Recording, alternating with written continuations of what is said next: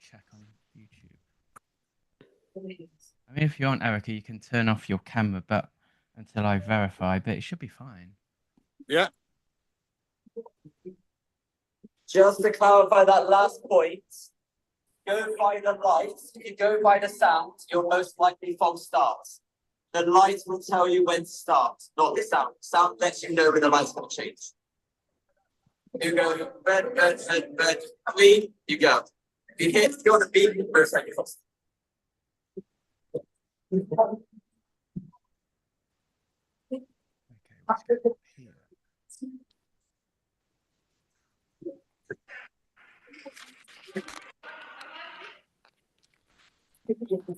Good morning and welcome to UK OCR live broadcast of the UK 100 meter champs over in Birmingham NEC as part of FitFest.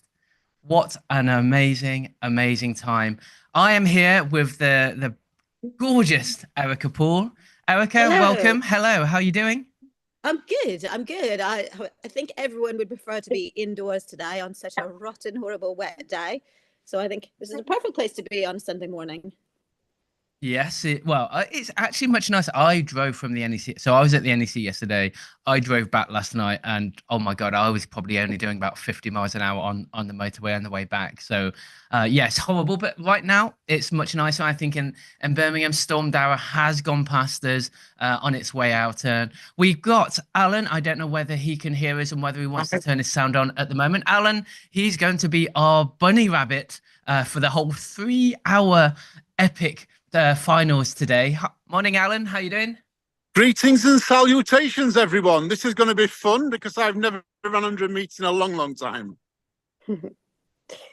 It'll definitely be a good day. I'm really excited. And I think this is great for the sport.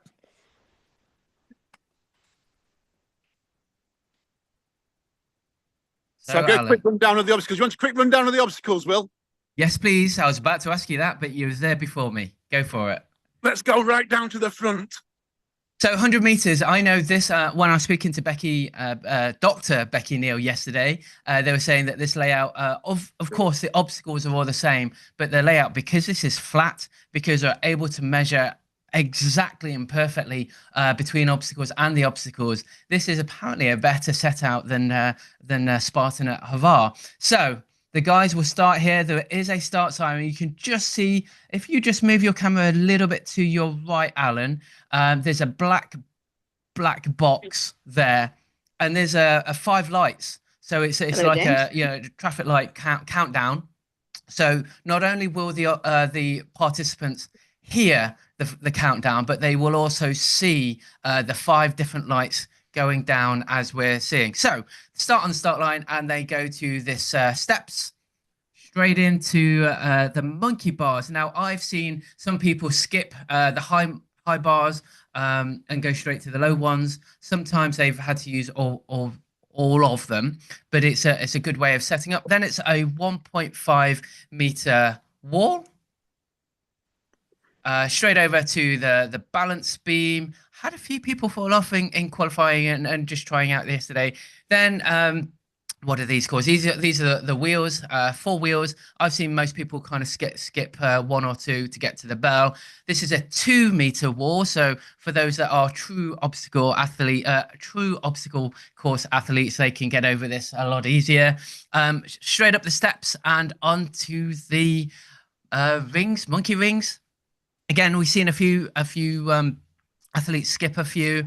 Straight underneath the barbed wire crawl, or it's not a barbed wire, onto the rope swing, straight across and up to beat that wall. Hopefully, then they can get to the top, hit that buzzer within the time allocation and get there. Erica, do you know anything about the penalties and what happens should an athlete fail any obstacle? I am not 100% sure, but I think you get 2 goes. You get 2 attempts, if I'm correct. If you come off an obstacle, you have to get to the end of that section, run all the way back to the beginning of that section and start it again. So you can't come off and just go to the back. You have to come off, go all the way to the front, and then come back to the start. of that obstacle. Absolutely. So even if they fall off right at the beginning, they have to get through to the end of the obstacle, run back round, and then start again. If they do fail and can't complete that particular obstacle, I think it's a 1 minute penalty. Our top 16 female competitors from yesterday, then swiftly followed by the males, and then there was some amazing ones ready to be seen by all. Ready to get the next thing. I'm starting. We'll see how we can get it. 46,000 yesterday. Oh, God. Thanks for it, Justin, mate. So the first set of females, it's Mila Stanzani, who qualified in first place, versus Jemima Chetwood, who qualified in 16th place. These are all going to be head-to-head. It's going to be kind of 1 versus 16, 8 versus 9, and 2 versus 15, and so forth to head-to-head. If they get to the final, that's basically 4 heats that they're running through the whole day. But today, the first round is Mila Stanzani versus Gemma Chetwood. Erica, what do you know about these guys? So this is really exciting. I mean, Mila, this is redemption for Mila.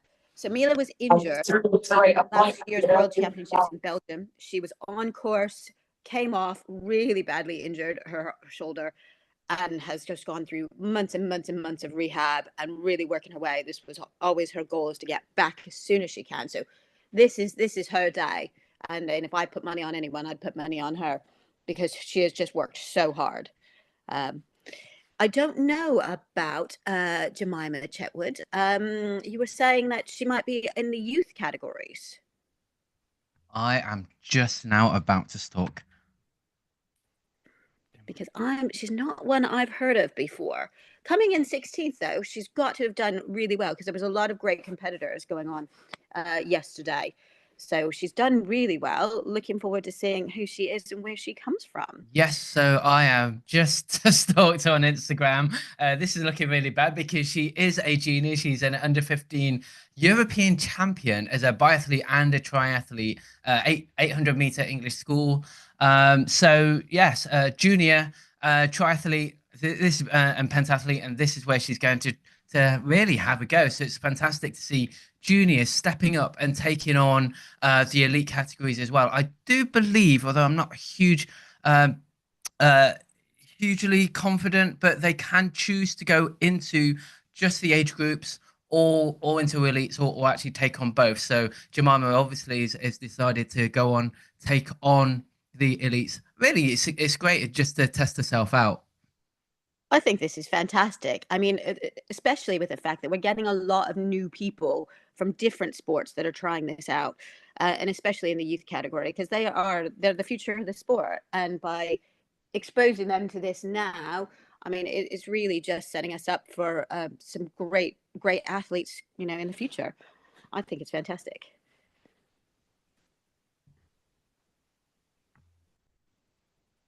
Alan, if you just want to unmute yourself whilst we get ready, or let's listen to the atmosphere. I know I was there yesterday at FitFest, so the atmosphere around the whole building was absolutely electric. Oh, Alan, are you going to go for a run? You are muted, Alan, by the way. Can I just say a quick shout out to all the TOs, all the technical officials out there who have given up their time for the weekend to help make this run.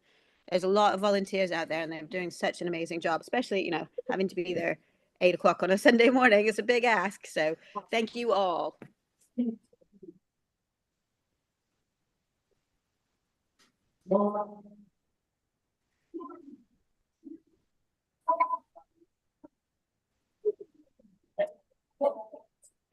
Will, what do you think is the most challenging obstacle? Well, they're all definitely challenging in their own right, of course, aren't they? I think maybe the 2-meter wall is actually quite, because it makes you come to a complete stop and to go again. So maybe not the most technical obstacle, but it really stops you when you're, the 100 meters is all about flow, isn't it? It's all about momentum and keep going. And so I think the wall is actually quite difficult. How about yourself? Because you've obviously done it a few times. I've played around, but honestly, I've not completed 100 meter myself. So I was not. We were meant to actually be up there this weekend as well. Unfortunately, we had car troubles, which meant we couldn't go. And my husband John was going to be running. For me, this is the 100 meters is not my distance. I prefer the longer. I prefer the standard course because I'm just not that continuously fast. I'm a lot more methodical. So for me, I think trying to get across some of the hanging obstacles quickly would be my problem. I can get across them just fine, but quickly. And if you watch people like Ollie Addy, they don't even touch. You know, you'll watch Mila, she'll just skip them all out. But I think the one that's the most kind of worrisome for a lot of people is actually the wall. Now there is ropes, but you see obviously the elites go up without any ropes. I don't know if I could get to the top without a rope. So I don't know. This is definitely not my distance, but I'm in awe of anyone that can do it fast. Absolutely, the same with me. I can do all of these obstacles, but I think for me to get through this particular course, probably 2 minutes. So a bit like you, this isn't my distance, but I can do them all. I can't do them all as quick as anyone within the qualifying times, or even be anywhere near these. So kudos to everybody that's qualified today, and we'll be talking about all the qualifiers through all the rounds as we move forward. There must be a small delay. I don't know whether Alan knows what's going on. We should have started about 10 minutes ago, but we will get going as soon as we can. I can give you a bit of an update. They're just checking the timing system. They want to make sure the timing system's right. Yes, they had a couple of little hiccups with it. So they want to make sure it's 100% right today. So they're just checking the timing systems. Cool. Okie dokie. So FitFest, again, I was there yesterday. Absolutely fantastic. We are going to be starting with our first race in just a couple of moments. It is going to be against two pioneers of OCR, Mila Stanzani and Jemima Chetwood, everybody. Let's go!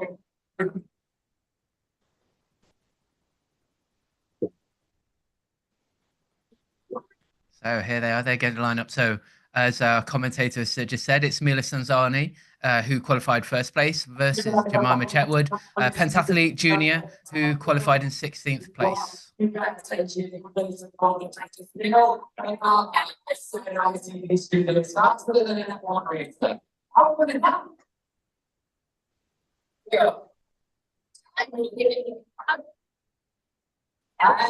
they're off.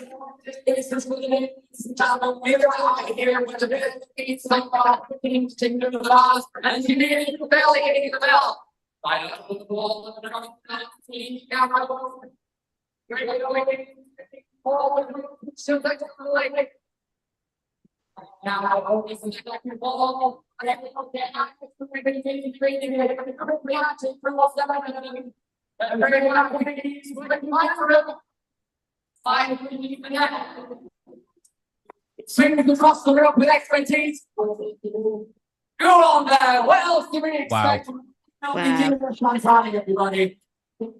That was just a masterclass in how to do it.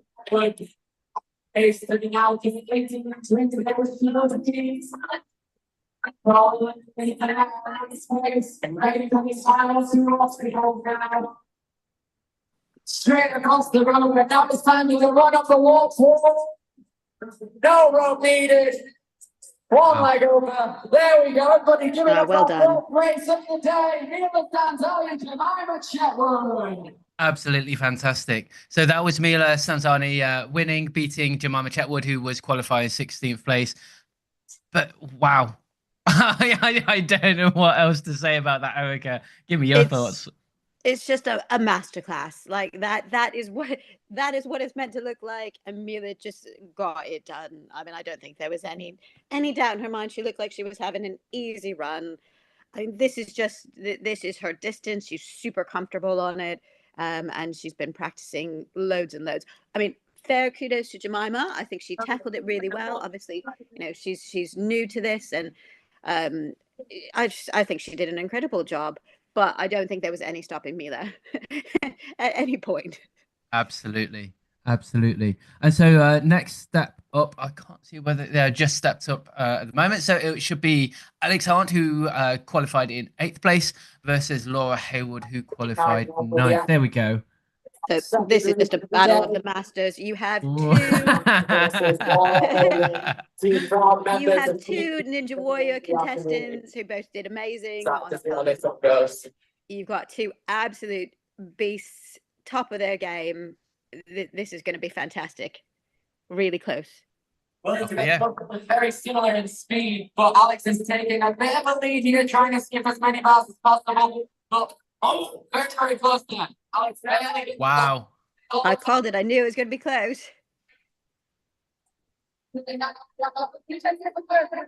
Laura's now making society down. Go ahead.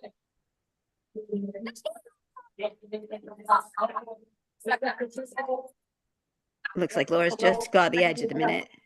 Yes. Oh, Oh, Alex but is coming don't back there. count Alex Wow. out. Alex is coming back. oh, it's all down to the last obstacle. Wow. Come on. Oh, look at this. Look at that. Alex, Oh, Wow. Wow. that Wow. was fantastic. What a finish. What a finish. Absolutely incredible. I knew it was going to be tough. Well, Great Yeah. athletes. Yeah. That was fantastic. I mean, you can never count out either of them at any point because they will continue on until the last second, and that's just proof of it there. Absolutely. They qualified 8th for the 9th, and that just showed how close it was between them. And also, honestly, if anything, just coming up with the extra experience of Ninja came through Alex then. So on to the next one. We have Maya Kotarska, who qualified in 4th place versus Zoe Spokes, who qualified in 13th place. These are both junior athletes. We don't know too much about them, but both junior athletes. This is going to be absolutely fantastic as well. I think when I was reading earlier, Zoe is a GB modern pentathlete. So this is fantastic. So new to this sport of obstacle racing. Obviously not new to competing.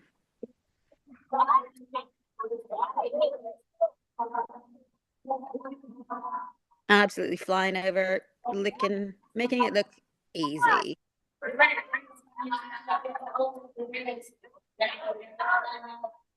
It just goes to show you how Wow. even the kids, you know, they don't have the height, but wow, they just have the power and just throw themselves over it. Look at that skipping ring. Slide straight underneath the momentum on that way, huge. Straight across the rope, all down to the final run of the wall pool. Didn't even need the rope there. Amazing. Gonna take a bit of time to catch up with Zoe Spokes, who's just crawling underneath the net now. There we go, the 2 more obstacles. Well done, Zoe. Fantastic. Yeah. Keep it up. To end it off. There we go, and no need for a rope there. Everyone get Doesn't it even need the rope. and Zoe Amazing. Spokes. Well done. Really good.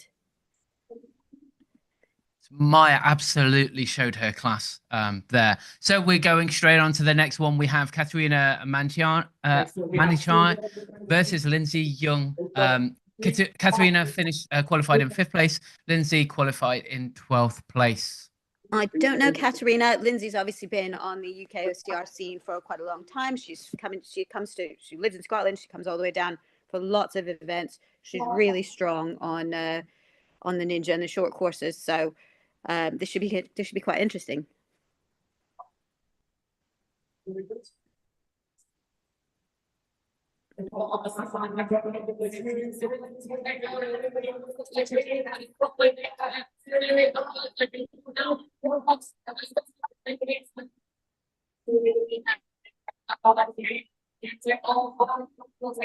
Nice momentum. You're gonna be spinning the last one. This one's it. Second series once. 1, 2, 3, 4, all the way to the second ring. Now swinging across with great momentum, carrying forward. Lindsay only an obstacle behind her. Rolling underneath the net, she goes.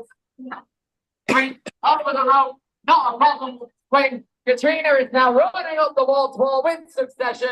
Looks like she stopped in midair. Great stuff. The buzzer is now hit with Lindsay Young right behind her. And Lindsay straight up. They're Well done, also Lindsay. spinning the wall. There we go. Everyone give it up for Katrina and Lindsay. Well, we don't know Katerina, but I think that's going to be a name to watch out for. Absolutely qualified in 5th place. So we now have our Who's Hot co-presenter. We've got Becky Neal, who is taking on Lou Ferriman. And I think Lou did her first 100 meters only this weekend as well. So she's been practicing since Friday, but I'm sure this is the first time she's touched the 100-meter obstacle course. This is definitely not Lou's wheelhouse. Lou's always said she's a distance person. I don't mind where I want to go. I will look at you're all standing different. Yeah. She brought an absolute load of her kids from the Fit From the back, it's easier. From the outside, it's easier. Got a massive junior outing. You're absolutely right there. And I think she's done this to kind of show them that, you know, everyone can do it, even if this isn't your area. But being the athlete that she is, the world champion she is, you know, she's going to give it everything.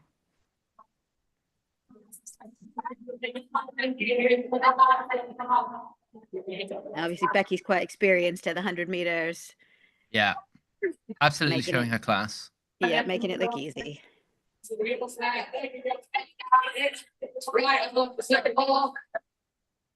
Here we go. 1, 2, 3, 4, going straight. Oh! And she's down. This is gonna keep Louisa there. That gives Lou a chance. Using each of the rings, gonna be skipping them now, both of them. Got the chance to win a space here. All comes down to goal.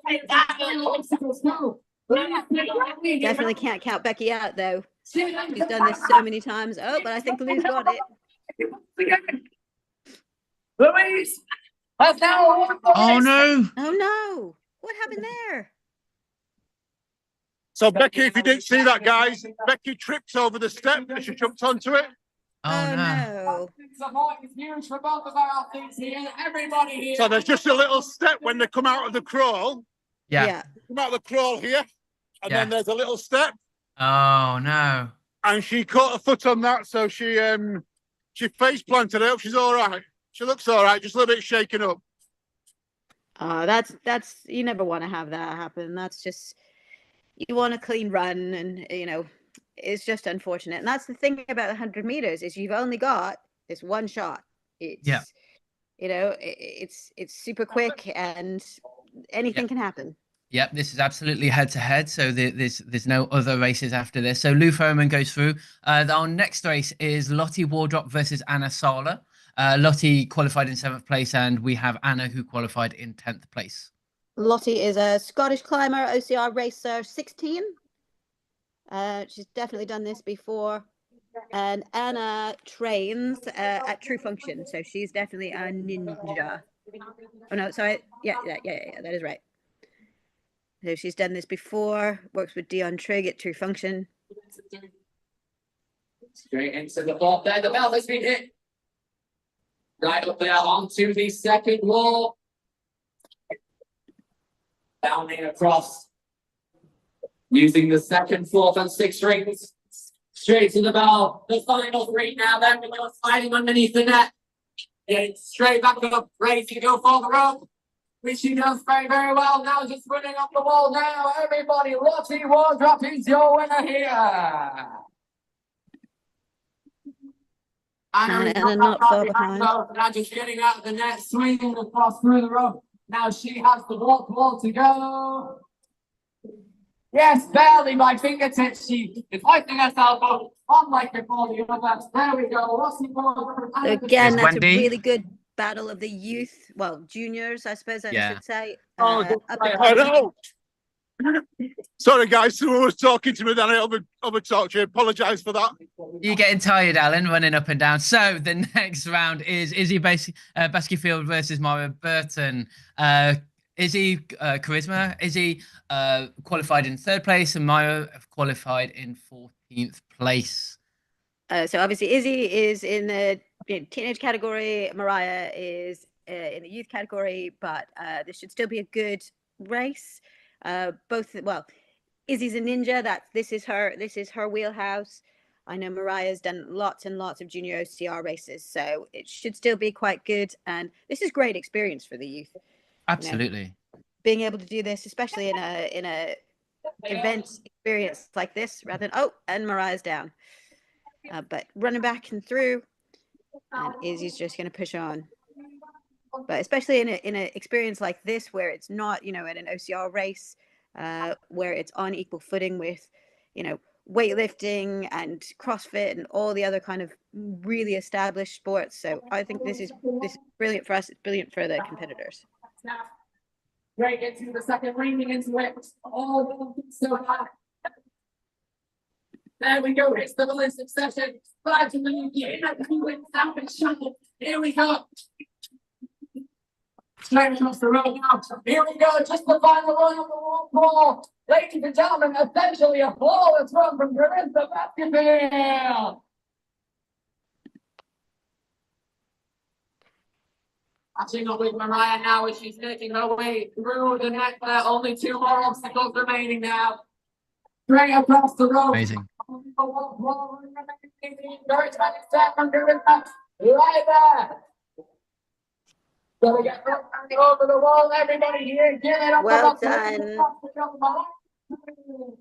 I have to have a really big shout out to all the juniors that are competing against this, because they're doing it at the same level, same height, same everything as the adults, which is obviously, you know, a bit of a disadvantage to them, and they're still killing it. It's just it's amazing how well they do.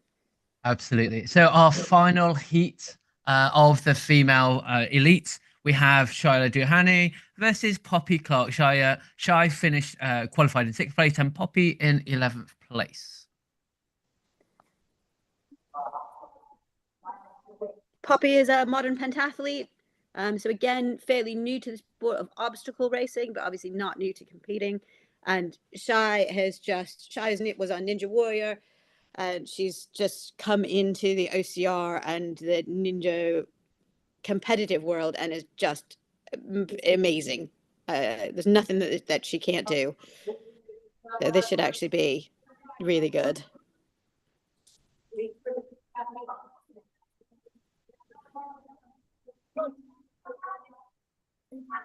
there's anyone out there that doesn't know Shy, she also was on SAS Who Dares Wins and made it all the way through. So she would have been qualified for the SAS. So that just shows you how strong she is. Going across quickly, much the back is here. Now the barrel break, scurrying up the net.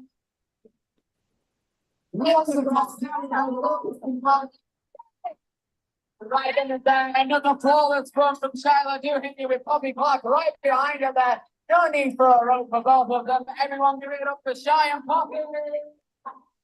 Fantastic run. Fantastic run. I'm just amazed at how well these pentathletes have taken to the OCR setup. Like this, you know, they've been training for years and years, but not on this. And to just be able to kind of pivot from horse riding to obstacle racing and just make it look like they've been doing it forever. It's really just incredible. It just shows you how good of an athlete, all-around athlete, the modern pentathletes are. Absolutely. So we are now going to move straight on to the elites males. I'm going to very quickly, whilst we've got a bit of time, possibly. Yes, I'll go through the male finalist names. So we've got Oliver Addy in 1st place, Jack Andrews 2nd, Tommy Matthews 3rd, Jonathan Hunter 4th, Tersham Smith 5th, Harrison Daly in 6th, Jacob Wheeler in 7th, Dean Cheatham 8th, Lucas Watkins 9th, Liam Warren 10th, Liam Morrow 11th, Calvin Livesey 12th, Billy Dixon 13th, Charlie Woodrop 14th, Alexander Cook 15th, and Max Wildish 16th. And just like the women, basically it's head-to-head, 1 versus 16, 2 versus 15, and so forth and so forth. All the heats are now lined up, so we already know who's going to be taking on who in the female quarterfinals. I'll go through that in a second. But our first elite men will be Oliver Addy, who qualified in 1st place, and Max Wildish, who qualified in 16th. I can't see. We've got a bit of time. I don't think they're lined up yet. Are they, Alan? Yeah, they're just coming into the ring now, mate. So I think we're less than 3 minutes away. Okay, cool. So I will go through in terms of the quarterfinals of the females, which will be later on this morning. But we've got Mila Sanzani in 1st versus Alex Arndt in 8th, qualified 8th. Maya Kosatsky, who qualified in 4th, versus Katerina Maniaci, who qualified 5th. We have Lou Fairman qualified 15th versus Lottie Wardrop qualified 7th, and Izzy Beskefield qualified 3rd versus Shaila Duhani qualified in 6th. That's later on this morning, but we are concentrating on the top 16 elite men. And while you're doing that, I'm just doing a little bit of Instagram stalking myself on some of the men that I'm not familiar with. So I can give you a little bit of information on them as they come up. Got lots of ninjas, lots of people that have been coming from modern pentathlon, and I think the greatest thing about this top 16 is just the variety of people. You've got masters, you've got seniors, you've got youth, you've got junior, all the way across the board, all who have made the top 16. It's pretty impressive. Guys, I don't know if you just heard that little update there, but there's a little change to rules in the finals that if you fail an obstacle twice, you are DNF'd. Oh, okay. Yes, I did think that was the case. Was that not the case before? No, it's a 1 minute penalty, I think, in the actual okay. qualification rounds. So Oliver Addy, who qualified 1st place, versus Max Wildish, who qualified 16th place. I don't know if there's that many people out here that don't know Ollie Addy, but he's one of the best in the world. He is an absolute master at this. This should be an incredible race, just watching how he gets across the equipment.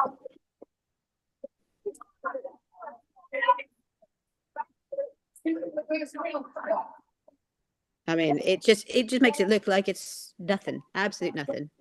6 on the green side, there we go.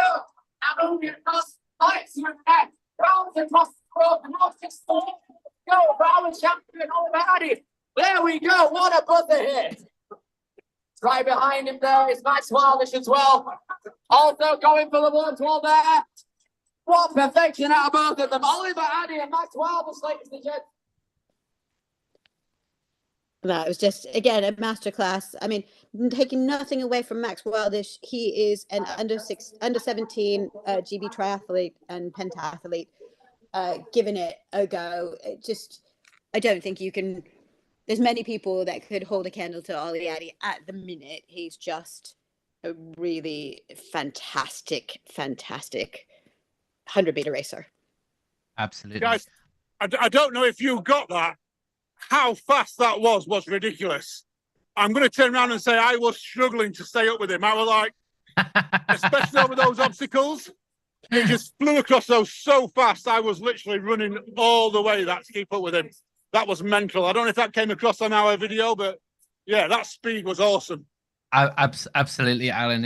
And when you see it live, it's even more amazing as it's going on. So the next round is Dean Cheetham, who qualified in 8th, versus Lucas Watkins, qualified in 9th. This should be a very close race. Dean, otherwise known as Retro Dino to his friends. Yeah. Dean's been a long time ninja, also appeared on Ninja Warrior. This should be quite good. I'm not sure. I don't know too much about Lucas Watkins. Do you, Will? Unfortunately not, no. I couldn't find too much about him. Looking online. We have 17 people watching us at the moment. If anyone knows anything about Lucas, please do feel free to put it in the comments. Also, feel free just to say hello in the comments, just so we know that you're watching and listening. And hello to everyone who's watching.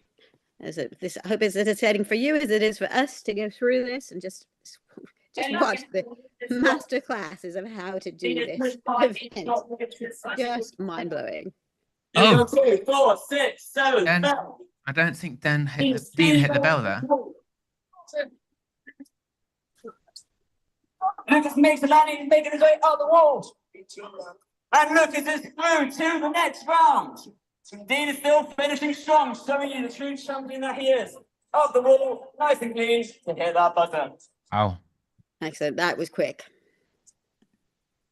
So Dean missed the bell. I don't know if you got that, but Dean missed the bell. Ah. Beautiful and brutal. We've seen it at the start of the chat. So coming along here, I think it was here. Yeah. He actually missed the bell, so he took a good swing, landed across the line, but completely missed the bell. Gotcha. Gotcha. No, I didn't catch that. I don't know if you did, Will, but I saw that he had to go back, so I assumed it was missing the bell because he didn't look like he fell. So the next round is Jonathan Hunter, who qualified in 4th place, versus Billy Dixon, who qualified in 13th place. Billy Dixon is a ninja competitor, youth ninja influencer 2023. I didn't even know that was a thing, but I need to look it up now. And Jonathan Hunter is a longtime OCR, a ninja athlete. This should actually be a very good race then, if you've got two kind of powerhouses here. So this should be quite good. This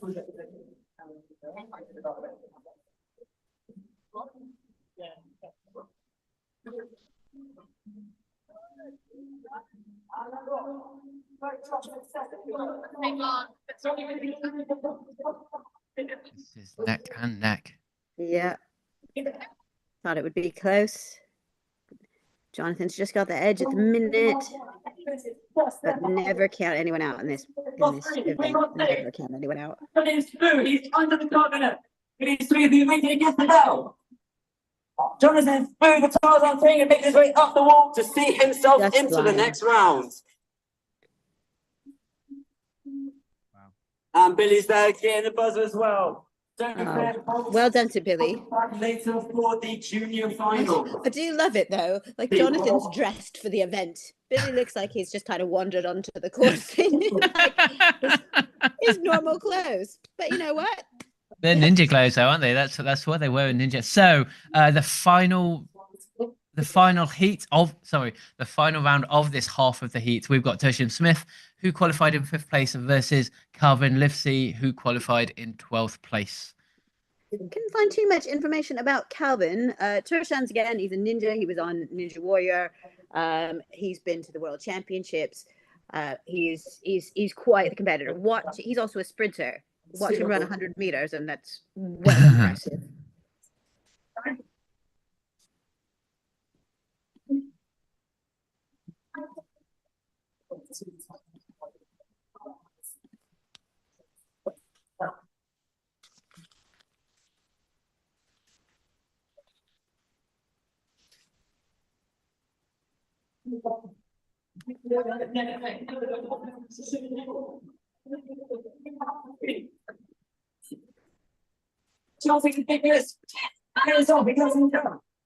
Quite close.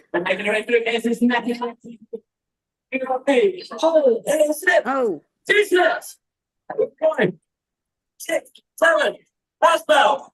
Second bell. This is neck and neck. This is going to go down to the wire. Who is going to be the fastest in that last section? there we go. Oh. Nice. It was close there for a bit, but at the end, I just don't think you can match Tershan's speed. No, absolutely. So Tertian Smith with the win. That we're going straight on the second half of this Championship Elite 16. We've got Jack Andrews, who qualified 2nd place, versus Alexander Cook, who qualified in 15th place. So, I don't know if you saw that, guys, but they both slipped on the rings. I hope I caught that for you, because that was great how they both slipped. I was going full pelt sprinting, and I had to stop instantly to try and spin round. So I hope you got that. See if there was a hiccup there. I definitely saw there was a hiccup. Couldn't Yeah. see exactly what it was, but yeah. They- So they- Jack, They were sorry. jumping for the 3rd ring. They were both jumping for the 3rd ring, and as they jumped, they just mistransitioned onto the next set of rings. But luckily, neither let go of that 3rd ring, so they just both had to recompose.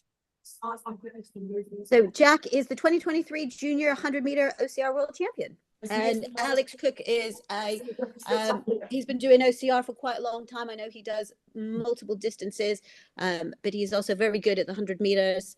This should be quite a good youth or junior race. What do you call the teenagers? I'm not actually sure, but this should be quite a good race between the two of them. Jack Andrews is the world champion out here. So I think Alexander is just a Jack's bit got a younger. free run, guys. I don't know if you heard that, but I think Jack's got a free run because his opponent's not turned up. Oh no! Oh, that's a shame. I hadn't heard that anything had happened to Alexander. So whilst we've got this free run, do you want to get closer to the other technical official at the beginning, just so we can see the lights? I'd like to just to show the viewers the lights. So they've got two sorts of, they've got the sound and the lights, just so they know when they're going Jack off. Andrews is now almost the world champion. Yeah, I haven't heard anything that's happened to Alexander. That's a bit surprising. As-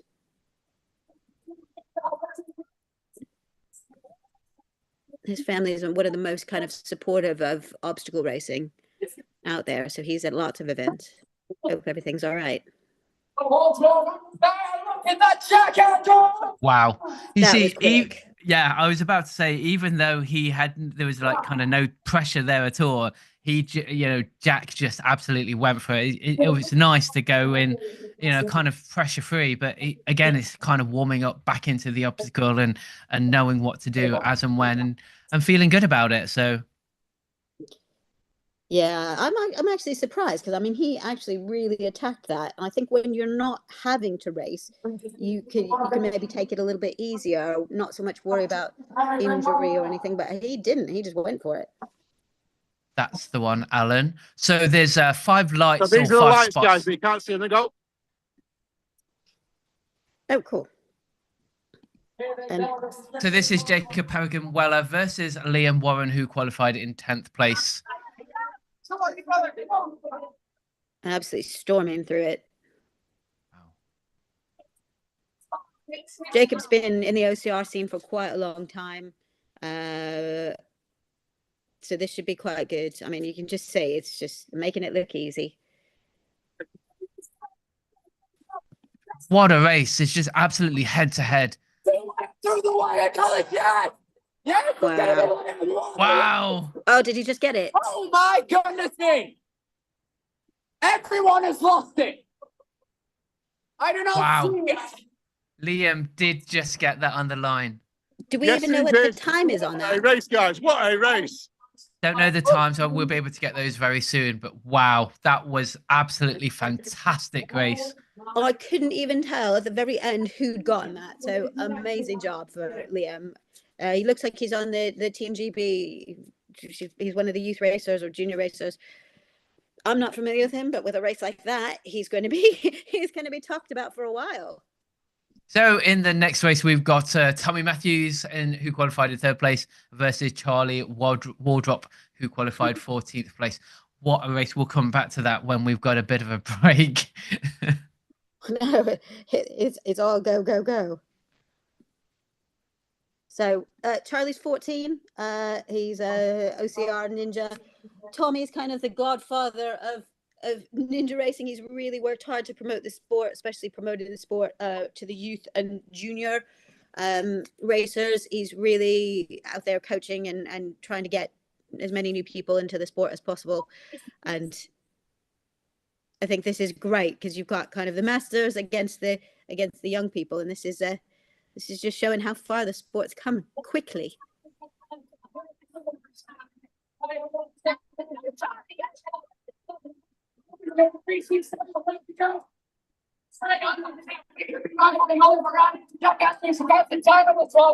Here he goes.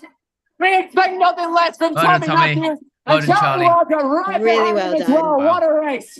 Really Although well done. I must say, Erica, I don't think Tommy's going to really thank you for you calling him a master. I know he's only in his 20s. But he's kind of he is very young, but he's been doing it for a long time, and it just shows. And he's so passionate about promoting the sport and promoting it to young people. So I mean, I give Tommy a lot of time and credit for that. He's worked really hard. So the final race of the Elite 16, we've got Harrison Daly, who qualified in 6th place, versus Liam Moreau, who qualified in 11th place. And this has gone so fast, I haven't even had the time to try and catch up with some of these later people. Harrison Daly, he's 16. He calls himself the Texas Ninja.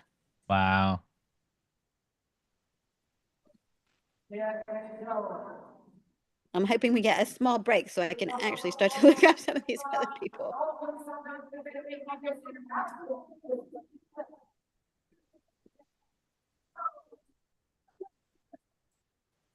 And Liam Murrow is a OCR racer and age group champion.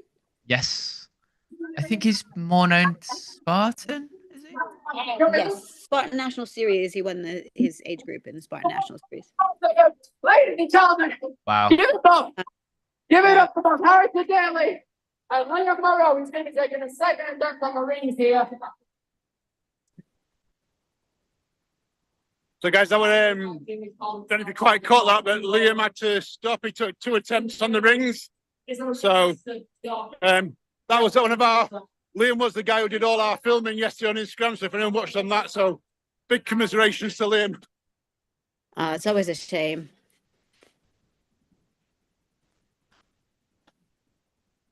It's crazy though, just how quick this is. You know, one small slip and you're off and you're down.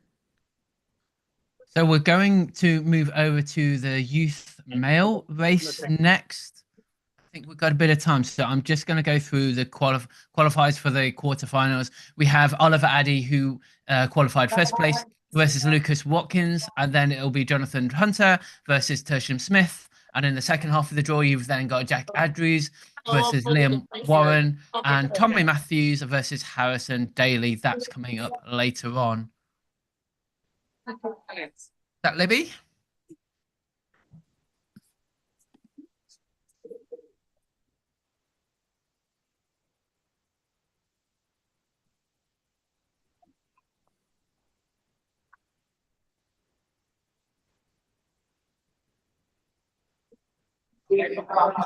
A couple of minutes before we start the youth male, but let's have a look. So we have our quarterfinals, so it's going to be the top 8. We have Calvin Livesey in first, who qualified first, versus Logan Hans, who qualified 8th. Max Wildish qualified 4th versus James Percy, qualified 5th. And Charlie Woodrop qualified 2nd versus Harry Jeffrey, who qualified 7th. And Alexander Cook qualified 3rd versus Henry Searle, qualified 6th place. So are we racing? So the ones that have already raced in the elite, they're racing again. I think it looks like they have the choice to do one or both if they've qualified for them. So yeah, it looks like they're going to be running again in the junior championships too. What do you reckon? Do you reckon that gives them an advantage or a disadvantage? Because they've obviously had to go on the course this morning, but again, they've already burned some energy and adrenaline. What do you think? I think it's about burning energy. So I think that it's a disadvantage.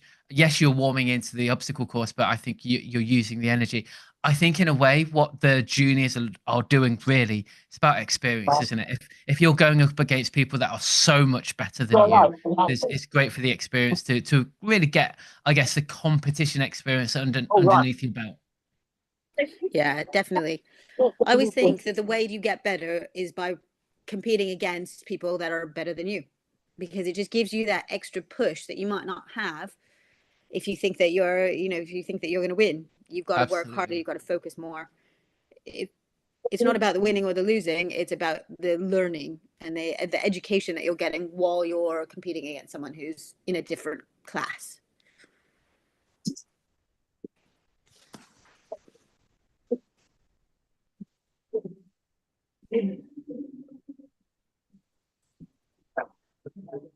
Alan, do you know how many volunteers we have there today that are doing the officiating?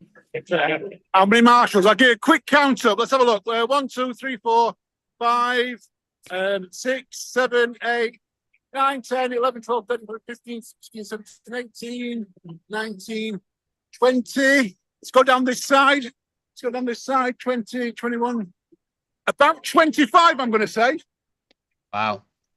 Yeah, just really have to give a big thanks to everybody. I know I said it before, and I'll probably say it again throughout this, but these are all people that have given up their time to be in Birmingham, travel down there. They're not competing. They're there to make sure that the athletes that want to compete can compete, promote the sport.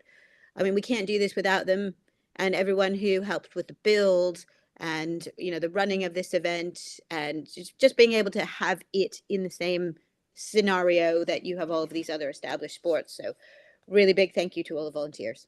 Absolutely, because it's not just the 25 that we see as technical officials there. We have lots of volunteers that are going on behind the scenes, people manning the booths, supporting the stands and everything else. DB Max, I know, are doing all the timing. And I keep going back to this, but there's the sound. So there's a countdown of beep, beep, beep.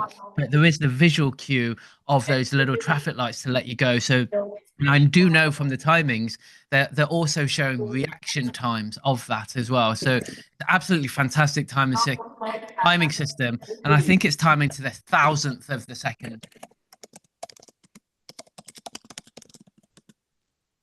You can hear Erica quickly typing on there. So I'm just had to send a message. Yes, no, of course we can do that. All right, yeah. So I was just asking Will if I could talk about. So we're having a fundraiser for Jack Carpenter. For those of you guys who aren't familiar, which I don't think there's too many, Jack Carpenter runs Field Fit OCR training ground.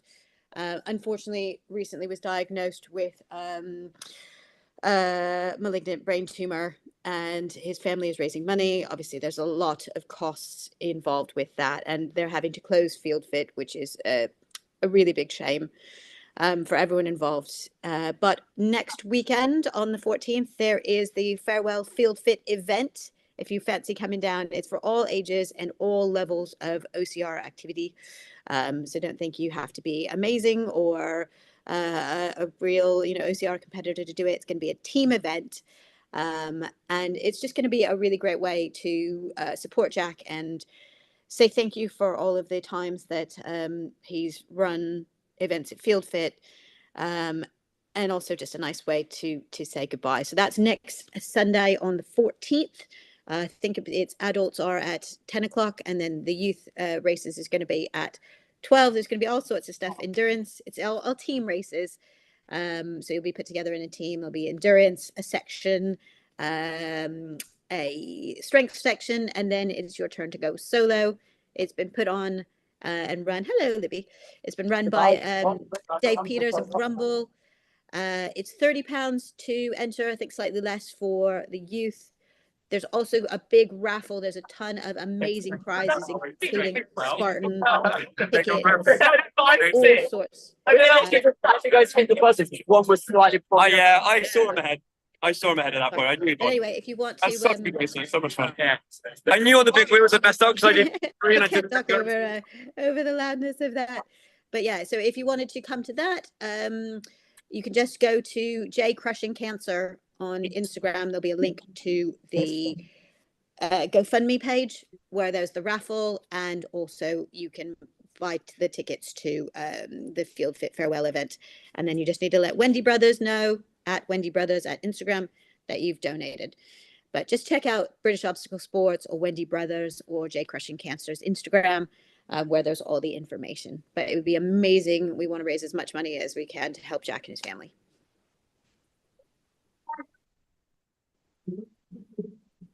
So I think we're having a little break now, guys, out here. Shall we have a little walk around FitFest? Let me find out what the times are, and shall we show our viewers FitFest? Yeah, I would love that. It would make me feel like I got to go.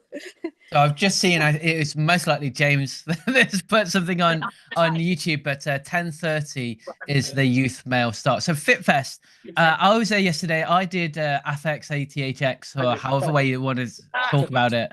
Absolutely amazing. But the whole area, I'm sure many people have gone to the running show, for example. This is 3 halls, I think, halls 17, 18, 19, possibly 20. But you can just see on the left-hand side, the Cooper Run. I was talking to Becky about this. Basically, you've got 12 minutes and run as far as you can. It's very much like a bleep test, any other way of trying to measure your VO2 max, but you could spend a tenner, run around the lap. Most people probably get, 2.5, 3 kilometers within the 12 minutes. But that's a way of doing it. Lots of vendors, lots of protein coffees, lots of caffeinated coffees and things like that. There was also CrossFitter going on. Hey, Jamie. CrossFit was going on, there's weightlifting going on, ATHX, there was British rowers going on, which we'll talk about Laura Haywood later on. So lots of different kind of sporting events coming together to put together Fit Fest. So it's a great way for, I think, British obstacle sports and the 100-meter championships to really publicize and go to reach out to a larger audience of what obstacle sports can be. I think it's also a really nice way of showing people what OCR is, because it's really visually exciting. It's short, it's punchy. People can see what it is really quickly, rather than being at a 3K, 5K, 10K, 15K race and only seeing tiny bits of it. This is a way to get people excited and interested in obstacle sports, and then you can look at the different various, Alan, we've got an edit. The youth mail is going to start at 10:15, so you got about 2 minutes before you really need to start to. Oh, I think it looks like you're walking back, but 10:15. I'm going to head back now, guys. You got a lot of running. I hope you're counting your steps today, Alan. But 10:15 is going to be the start of the youth finals, and it's about 2 or 3 minutes time. We'll talk about the finalists again once we get moving again. Will, do you know, are any of the events at FitFest, are you able to just go and give it a try, other than like the Cooper run? Some of them you can, but not. But there's lots of things that you can try and demonstrate. We've seen the new strength erg from Concept 2, so it's very. It looks like some form of torture contraption, right? Although let's be fair, the bike erg and the ski erg are torture anyway. But yes, there are lots of things to demonstrate and to try. Some of the events, yes, you can turn up. Like yesterday, people could turn up, I think, after 5 o'clock and try the 100-meter championship obstacles. I think it was just pay to play for a tenner. So lots of things that people can go and play. Lots of samples, unlike lots of other events that they've kind of stopped the samples now, but here been giving loads of stuff away, and of course lots of t-shirts and apparel and clothing that people might want to buy.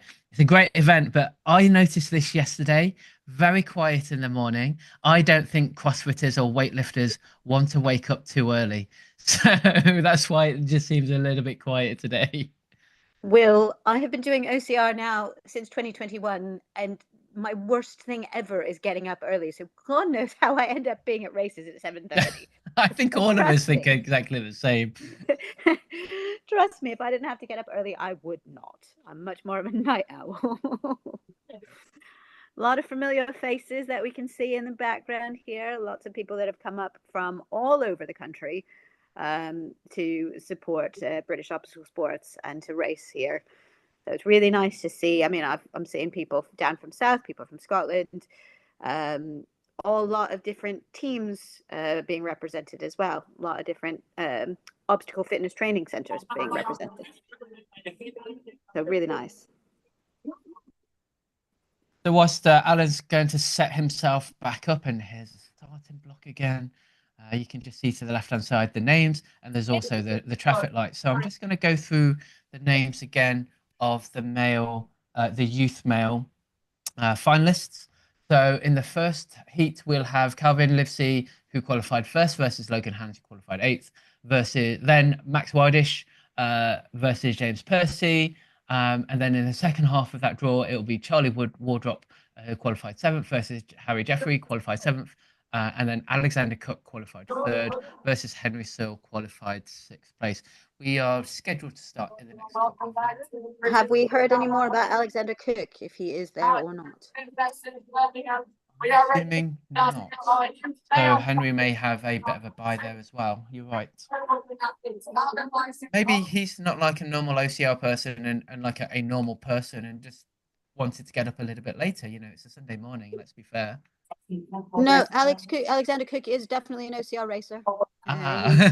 Yeah, he's at lots of events. I'm just asking on some of the WhatsApp channels if anyone knows what's happened.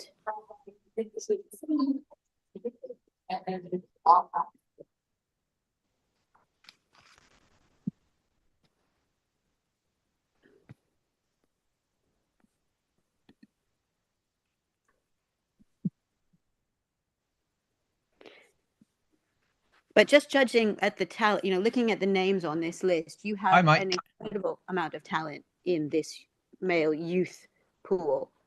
It's really impressive, and I mean, it's just I'm kind of amazed. But the future of the sport is looking really, really bright.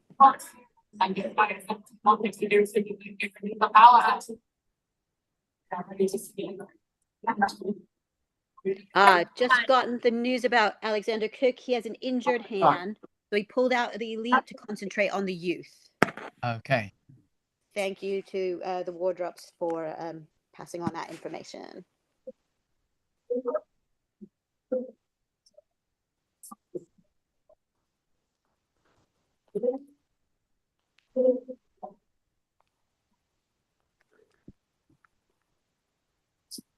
So we've got a free run here, guys, and I'm in a really good lane to get you some really good wide shots of this.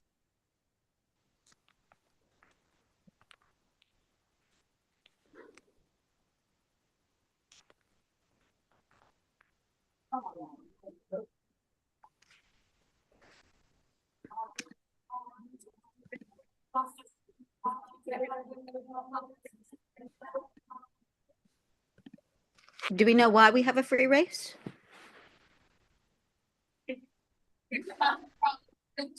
What about second matches out here? 4 hours, and the 2, 4, 5, 6, 7 belting. There we go. The final. It's so smooth. Coming in through now. The wall beckons for Calvin Livesey. Look at that. What a run. Well done. Everybody, what a guy.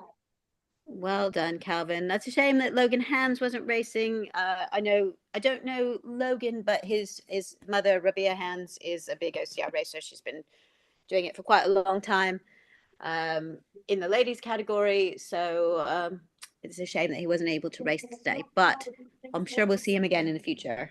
No doubt. So next up, we have Max Wildish versus James Percy. Now, we talked about Max a bit already. But James Percy, he's 14, definitely does some training at True Function, so he's not new to this. So this should be a good race.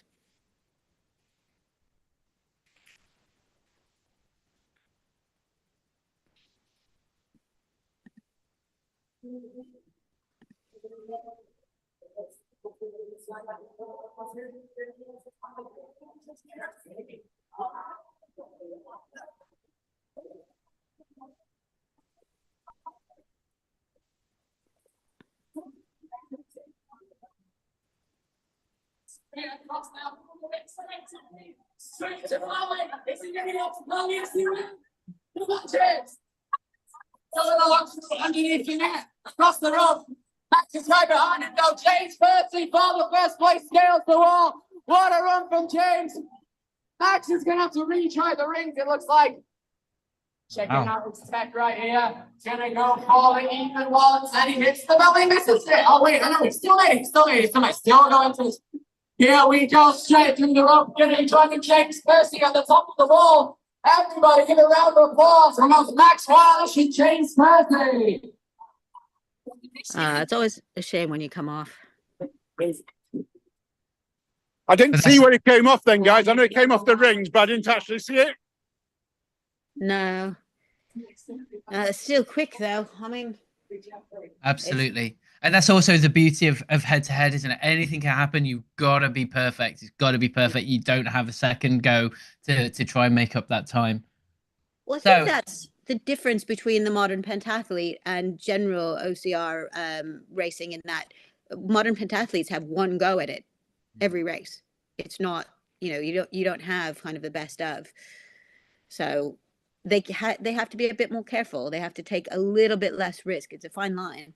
Okay, so next up we have Charlie Wardrop, who qualified in 2nd place, versus Harry Jeffrey, who qualified in 7th place. This should be a great race. Harry is, world champion in his age group. Makes it look like it's absolutely nothing. He's been on loads of TV shows, and he's got a Guinness World Record. Oh, I think he missed had a bit of a swing back there. I think Charlie's just flying.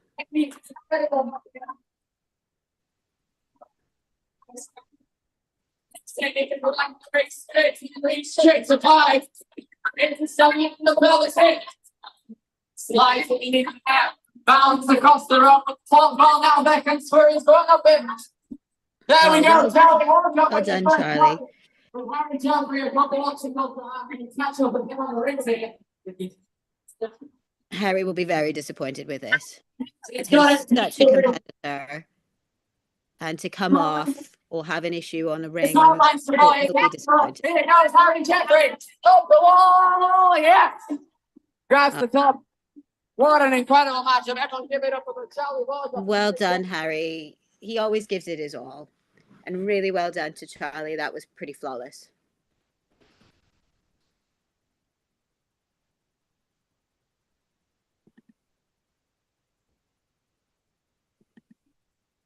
And the final race of this heat, we've got Alexander Cook, third place versus Henry Searle, who qualified sixth.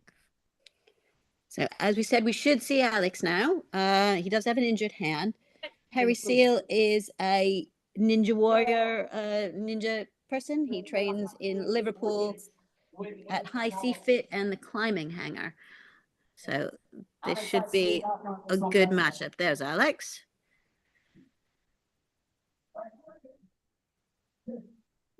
Alex has competed internationally.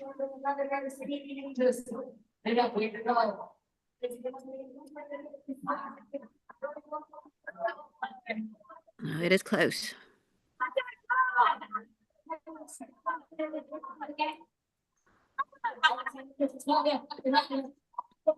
Going straight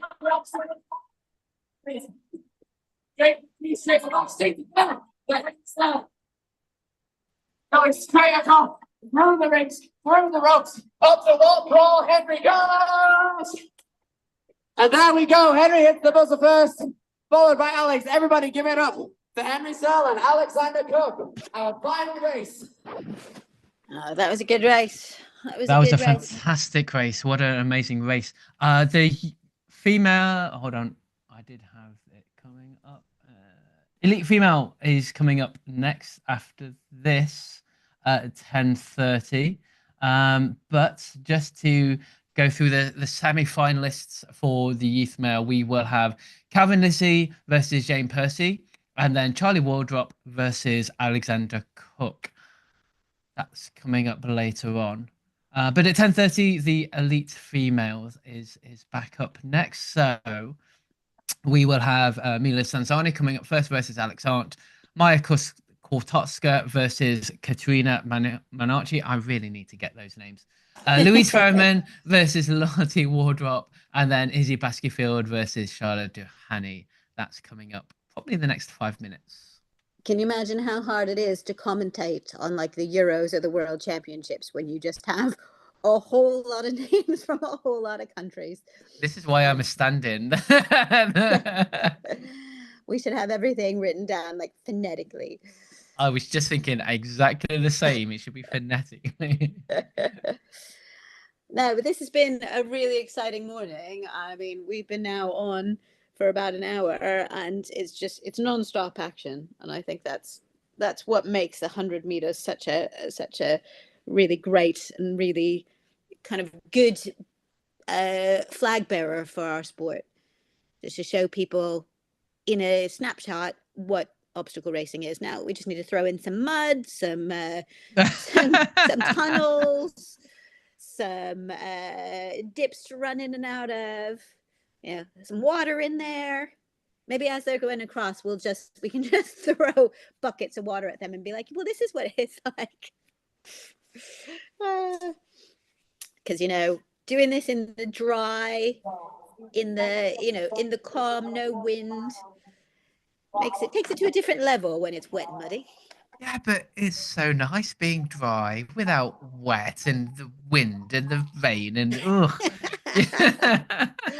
I know we do question our life choices sometimes when it's like freezing outside and you can see your breath and it's pouring rain. And I do question those that are actually going to Mactuff on the 4th of July. I mean, kudos to them, but you'd never see me going out at that, in that weather. Yeah, keep trying to get people keep trying to talk me into going up to Scotland to race in the winter. Like, I'm considering it, but I am not built for cold. And I'm from California. We don't do that. Yeah, So, me yeah, neither. so Well, this, I was out in Florida for World's Toughest Mudder, and it was 30 in the day, 20 at night, and I could absolutely get used to that. oh, beautiful, beautiful. Yeah, definitely. I must say, I do like the exotic races, but racing indoors, in the dry, in the calm, it would actually be quite nice. I don't think I've ever experienced that. It's always been outdoors. But this is hopefully there'll be much more of this going forward. Right, I'm gonna And get the kettle on. You keep talking, or get Alan to talk, but I'm gonna get the kettle on between breaks. no, you go right ahead. I need to text to get my kettle on because my kettle's downstairs. But it's quite nice to be here and just chatting about the sport. I mean, it's amazing how much it's changed even in the short time that I've been in it, and it just seems to be going from strength to strength. So this is a great opportunity for us to show what we do to the rest of the kind of sporting world. So 100%, Erica. I couldn't agree any more with that. This is like having, even if it's only 100 meters at an event like this, a big event like this is very much like the running show, and showcasing what we're doing is phenomenal. I'm going to say there's not a lot of spectators watching us, but there's a lot of people who are walking by, stop and watch the races. And that's great. Anyone who just stops and just looks and goes, oh, what's that? And then maybe goes and asks a question, is fantastic for our sport. oh yeah, definitely. And I know that in the off times, like when we're not actually running the event itself, we've had a lot of people coming from other sports that thinking, hey, I can do this. Like, look, why not? And they'll maybe give it a go. Maybe they'll head down to their local Ninja Warrior or their OCR training ground, or just start training on this type of obstacle. Start looking, for local parks that have monkey bars or rings. Anything that kind of gets into people's minds that this is an accessible sport for them is brilliant. And especially if you've got people that are into fitness, thinking that, hey, I might give it a go. Show up at a nuclear race, a Spartan race, any of the races up and down the country. It's all really positive. Exactly. And that's what it's all about. That's what it's all about, is getting the word out there. And it's amazing that this is going by. You can see the spectators who are just walking by, just constantly looking and see what's happening. I was going to ask you one question. For the, not a question, I was going to give you a fact, actually. So I've been doing this for an hour now, and I have covered 2.5 miles just going up and down this course. This tells you how fast these guys are going. That's fantastic. You are definitely getting your steps in, and we got to all say thank you to Alan for running up and down and letting everybody be a part of this event today. So thank you, Alan. I keep walking by and seeing the food and bar, and I'm thinking to myself, I need a coffee quite soon. So if anyone's watching this and wants to buy me a coffee, please feel free. And put out the word. Or if anyone is watching this and can see someone just sitting around spectating, if you can send them a quick message saying, can someone get Alan a coffee? In fact, I see like Ramsey there. I see Wendy. Can someone get Alan a coffee? He needs to keep his energy up if he's going to keep running up and down. Definitely. Talking about coffee, are you a coffee drinker, Erica, or are you a tea drinker? Do you know what? So I was not a coffee drinker ever, unless I'm really tired. But I bought my husband John a cappuccino maker for Christmas last year because he always goes to Costa or Cafe Nero or whatnot and buys a coffee. And so I thought this is a perfect Christmas gift for him. And guess what? He hasn't used it at all. I use it every day. I am a big coffee drinker. I have a Lavazza coffee machine, so I did a bit of research on coffee machines before I actually bought one, and the Dolce Gusto and everything else, and these were supposed to be the best at the time, so I bought one. And I've got to admit, I tend to have 2 a day. I'm very much a caffeine person, so it's good for me. I like a good coffee. Yeah, definitely. I've had to make a slight change though, because I prefer a mocha. And what I was noticing over a bit of time is that everything was starting to feel a little bit tight clothing wise. And then I realized that, yeah, actually adding 3 teaspoons of cocoa powder every morning to your coffee is about 150 calories.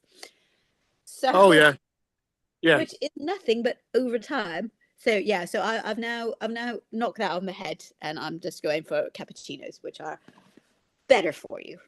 Oh, I'm just a black espresso lover. I love an Arabica bean, and I've got quite a few like the Italian and that, but the Arabica just it's not too strong, it's not too bitter. Just a black espresso, one in the morning, one at night. Absolutely perfect. At night? How can you do it at night? Yeah, yeah, not late, but like usually around about 7 o'clock. Okay, Yeah. okay. No, I get my 1 cup of coffee in the morning, and then I'm on tea for the rest of the day. Oh, I do drink tea at work, so I drink. People are going to laugh at me this if I tell them this. This can't get out. This can't go to no one. But I only drink Earl Grey tea. So Okay. Well, that's just a preference. I think that's absolutely fine. You can be. How does a Yorkshireman? How does a Yorkshireman only drink Earl Grey tea? I need Ian to talk about this on the Swift Half next week. yeah, listen to Swift Half if you want to know more about Alan's tea drinking habits. See, being not born and bred in the UK, I just go, yeah, that sounds fine. Like, I don't come from this kind of religious tea drinking. When I first got here, and I poured a friend a cup of tea, and I realized I was out of milk, and he just said, "I can't drink that," and I went, "Why not?" And he just went. It was quite clear that I was not English born, and I can see, is that a double decker? It's a Cadbury's caramel. So I haven't got a coffee yet, but one of the marshals, one of the volunteers, has just been and brought me a dairy milk caramel. She thinks I'm flagging of some kind, and I need some energy to keep going. So thank you very much. Who was it? Lucinda? That's Yes. kind of it. Alan, I'm going to try and help you out. I'm going to put on the OCR chat group on WhatsApp, and if you would like to be a part of it, you just let one of us know. OCR chat group on WhatsApp. I'm going to say, can someone get Alan a coffee? Can someone at FitFest get Alan a coffee? We'll see the power of social media.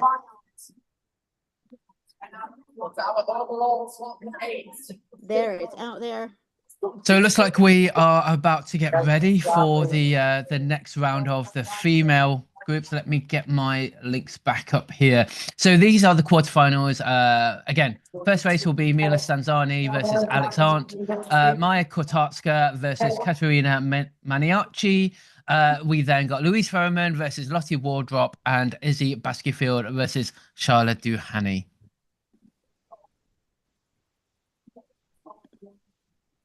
Oh, and they're off. This is a battle of Ninja Warriors. Both of them have been on the TV series. Oh, did something just happen with Alex? I think we just missed that bit. But Mila is off and storming.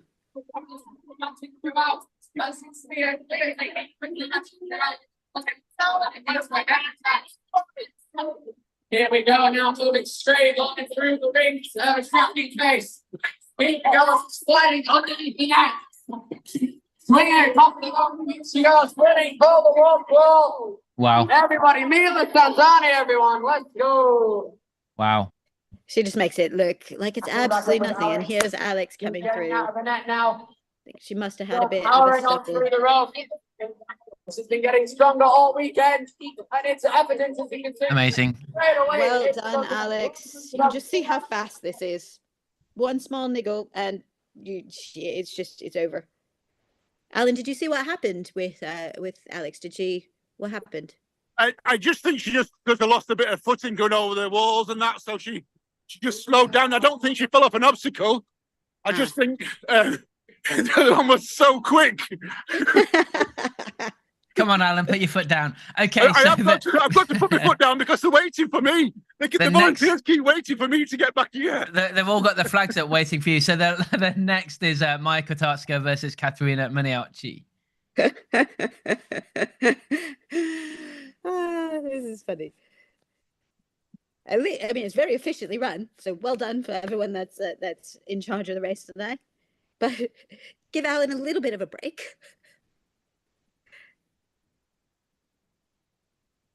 And here they go.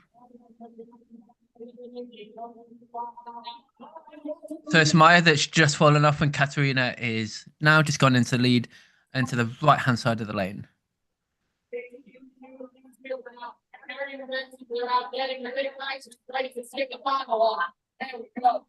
Really good swing there.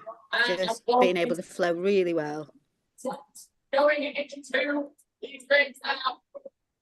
Into second, fourth, six, and the bell there. Sliding, crawling beneath the netting now. Gonna be swinging across the blue mats from the roof, running up the walls wall. She's been effortless all week, and it's incredible for her result. There we go. Doesn't even need the roof to get up. And as you can see, Maya Kotaska running up the wall as well. Two very small powerhouses, but there we go. Incredible. Wow. It is just so impressive how they can do that with considering their height. I mean, they just push straight up there and get across all the obstacles like it's nothing. I think there's an element of lack of fear as well. That's always when you're that little and you don't worry about injuries or anything, you just go for it.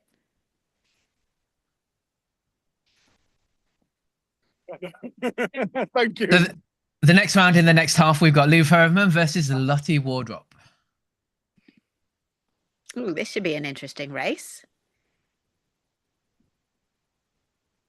Experience. Well, I was going to say youth versus experience, but again, this isn't Lou's wheelhouse, so it's kind of anyone's race. Neck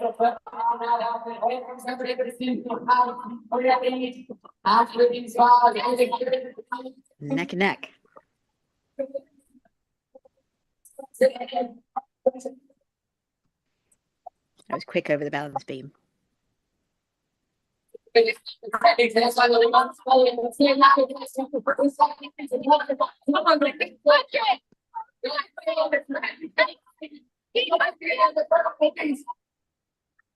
American extremes, a lot of mental crowd.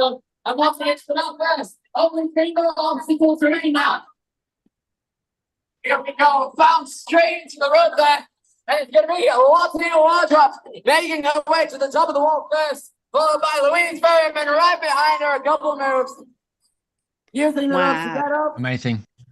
Really well done to Lottie. She can say she's beat a world champion. A little bit of kudos there. And then the final race of this heat, we got Izzy Baskerville versus Shyla Duhani. So Lottie will be taking on the winner of this heat, and then in the semi-finals we got Mila Stanzani versus Katerina Maniaci, and then Lottie versus the winner of this heat. Just a quick one there, Will. Louise Ferriman running 100 meters.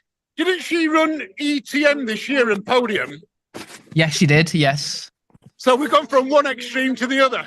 Absolutely, and I know she was really contemplating world's toughest mudder as well. But yeah, I think her a bit like Shy, kind of a Swiss Army knife. You know, that can turn the hand to a bit of everything.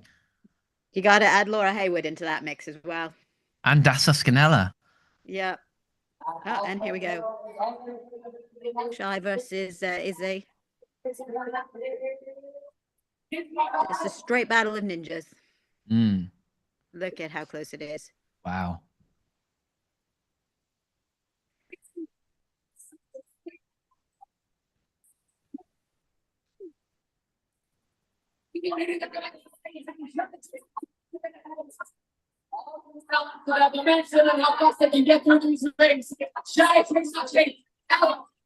Guys just pulled in front. Oh, woof. You can't even call it. Taking the win.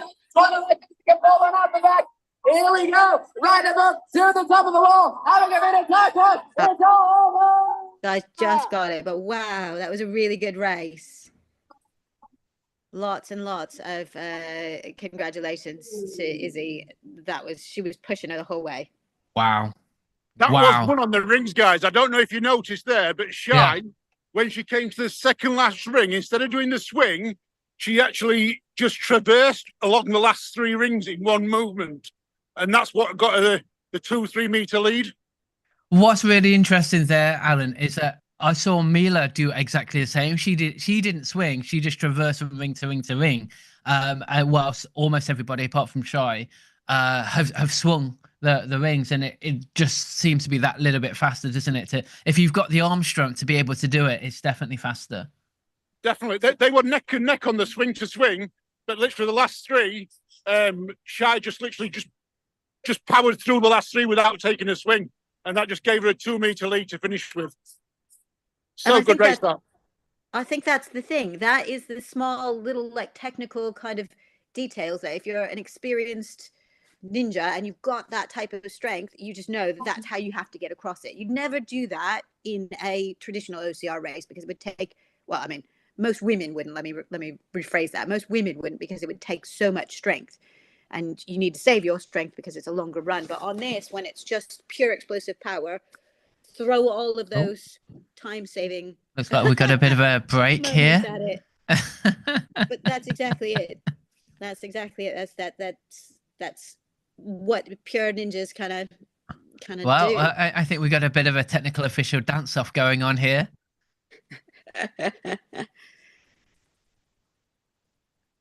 I don't know, Alan, do we have a prize for this? Is there a prize for best TO dancer? I'm not sure. They were just having a little dance off. I thought we'd just get them to do it for us as well. So just to keep us entertained. We can have a public vote. Hello, Ramsey. Tell him to get you a coffee. Yeah. Who's got Ramsey's number? Give him a call. I've had people give you a thumbs up, but nobody said that they're over getting you a coffee yet. This is going to be like the Weatherspoons, isn't it? Where you're going to get just 10 coffees, a pot of peas, maybe a cake, and a packet of crisp or something in a minute. Just all coming. Just a message we got from Cubetastic on YouTube. Live stream is so glitchy. Any chance we can get back to the Instagram live stream? We'll definitely look at it the next time. We're working on this, and of course, we're trying to get the best out of the technology that we have. So Alan's running on his gimbal. It's being streamed over to me, and then I'm streaming it back out via Zoom and YouTube. We will definitely try and improve where we can. Improve our. I bet you. It's Alan's fault because he's the Yorkshireman and he's probably running on mobile Steam somewhere along the line. So it's probably his internet that's the problem. But no, we are always looking to improve our technology and make sure that whenever we are live streaming, it's as best as we can. Bear with us. Maybe Instagram next time.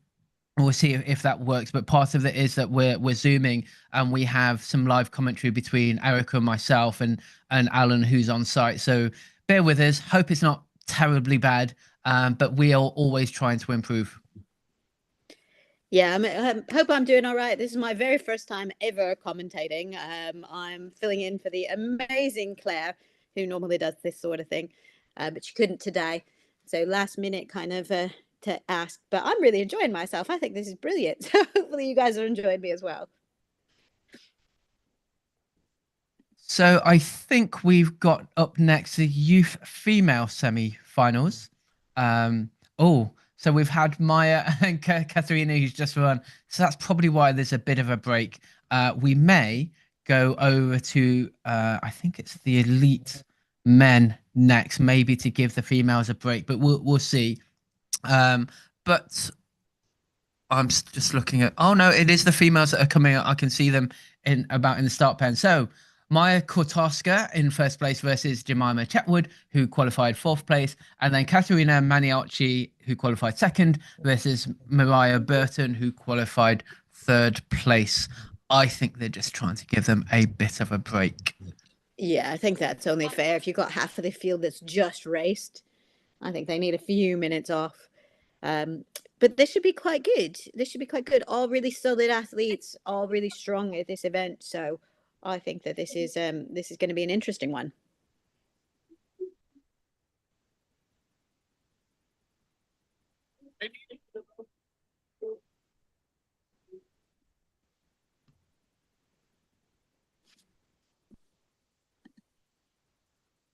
So just confirm. Oh no, sorry. We'll go straight into this race first.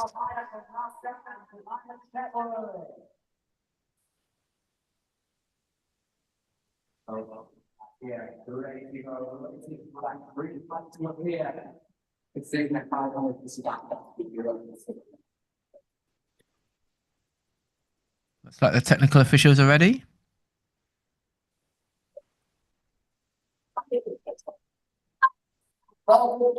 Yeah.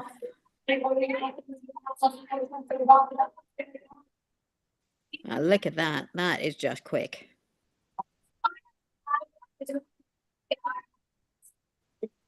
Wow. Love to see these kids representing British obstacle sports, showing how good you can be at this age. It's amazing. Second, the 4, the 6. Getting nice ball, ready for that now. Riding underneath that side, really got that one. Out through. A run swing, it's been successful. Moving on to our golden race for our youth females, climbing up the wall, Maya Gortaska. Wow, well done, Maya. We got Jemima Chetwood just exiting the netting now. Moving into our final 2 obstacles. There we go. And Jemima gets all the way up to the top of the wall. There we go. Really nicely done. Fantastic. So Maya goes on to the final race in the golden race. Jemima will drop into the bronze race. We'll see who they are competing against. Then this other second, in the other semi-final, we've got Caterina Maniaci versus Mariah Burton. It's fantastic that these kids have this opportunity as well. I mean, obviously we didn't have these this opportunity when we were younger, but I think it's great to especially get young girls into the sport. And they've got the dexterity, they've got the fearlessness. You've got a lot of kids that have a gymnastics background. All of that helps. So really great opportunity.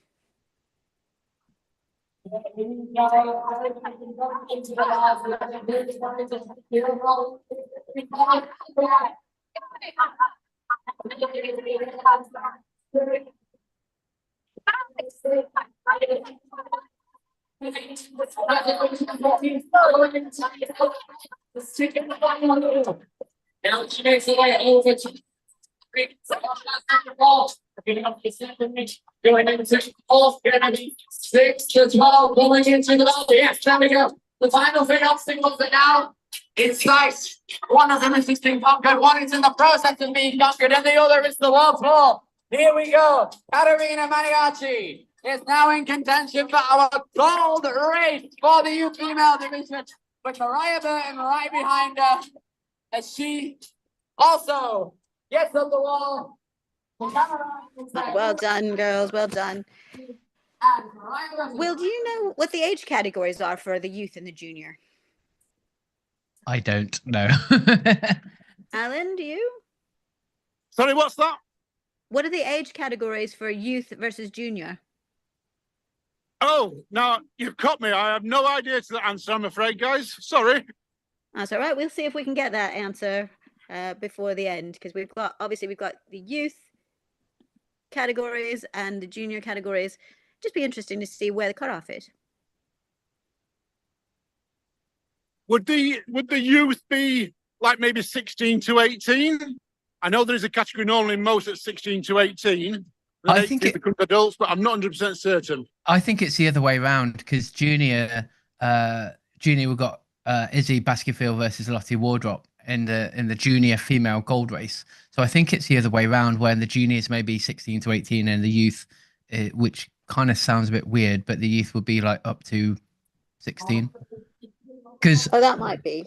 Caterina and Maya, I think they're both 12, 13 years old. Okay, I get that. Yeah, that makes sense. I've just put the question out there to the world, so we'll see what the response is. But yeah, because obviously anyone that's 16 plus is a senior, and then it goes to masters. So that would make sense if it goes youth, junior, senior, masters. So we're going to move straight on now to the elite male 16 and the finalists there. So we're into the quarterfinals. It's race one, Oliver Addy versus Lucas Watkins, who qualified 9th place. Jonathan Hunter qualified 4th place versus Tersham Smith, qualified 5th place. And then the second half of that draw, we've got Jack Andrews qualified 2nd versus Liam Warren, qualified 10th. And then Tommy Matthews qualified 3rd, and Harrison Daly, who's qualified 6th place. I do have a response. Youth Wow. is 10 to 15 and junior is 16 to 19. Thank you very much, Gemma, for letting us know. Thanks, Gemma. And guys, just get a quick update on by the power of media. Someone's just gone to get me a cup of coffee. What superstars? I've just heard, I think that was Kim. So thank you very much, Kim. She says she's on it. So much appreciated. That really is a buy me a coffee, isn't it? Well, I think for all the hard work and all of the running up and down, you deserve a coffee. We're close to 3 miles now. Wow. I have 880 steps today, Alan. I'm sitting. Look what I've got. I'm sitting on the sofa. Mine's saying 13%. Yeah, I don't count steps, but I'm at 13% of my activity for today. So yeah, I'm not doing much. I did a lot to it yesterday. Yeah, I've got my plan. I've got to do some exercise today. So otherwise, I'll have my coach Scotty yelling at me. I'm very stiff from yesterday, so I'm just on a recovery day. Well, I was going to do a OCR racers class this morning before the plan to commentate, so I've got to make up for it. But this is very good incentive, seeing all these people doing amazing things this early in the morning. So I just want to cover off the youth female. So we have Maya Kotarska in the gold race versus Katerina Maniarci, qualified 1st and 2nd. And then in the bronze medal race, we have Jemima Chatwood versus Mariah Burton who qualified in 3rd place. Do we know what the prizes are for this? Do we have gold, silver, bronze medals or trophies, or what do we have? I'm sure we have the medals because I saw the normal medals yesterday. So I'm sure we will have medals for this gold, silver, bronze medals. Nice. Medals, and there's some like in duo. I have just spoken to the big man, James Burton, and to let you know, they all get medals, and there are some prizes as well from some of the sponsors. Oh, sweet. Oh, fantastic.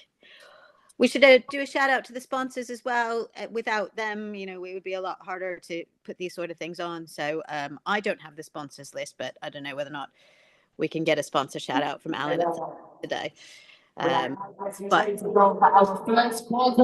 will find out what the sponsors are at some point for guys. I know Enduro's one of them. Yep. We do love them. They are a very big supporter of OCR in general. We see them at lots of events, and I personally like them. I use them quite a lot. So really big thank you to them. But thank you to all of the sponsors for helping make these races happen. Keep talking. So this is Luke Watkins that I mentioned. Will. Okay. I have sponsors, but let's do this race first.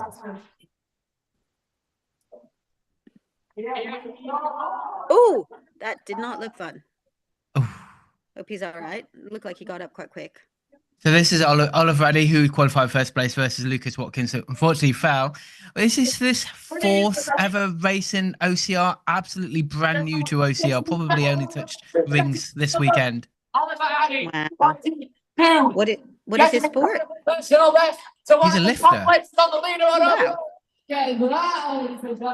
So for someone that was, what was it, 3rd or 4th time, was able to qualify in 9th place, Alan. Absolutely fantastic.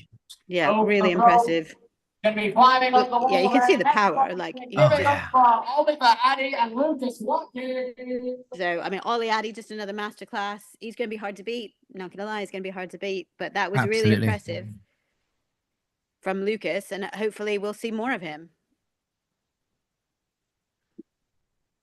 So the second heat was Alan's trying to get his breath back. Jonathan Hunter qualified 4th place versus Tersham Smith qualified 5th place.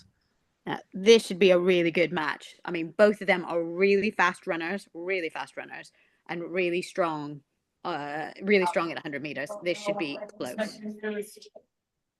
We are gonna have to keep with fast people. Good luck, Alan, keeping up with this one. Yeah, I was struggling to keep up with that last one. This one's going to be fun as well.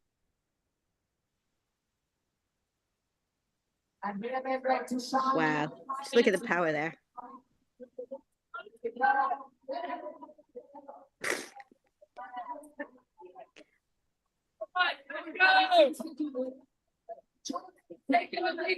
Wow, just so easy over those walls.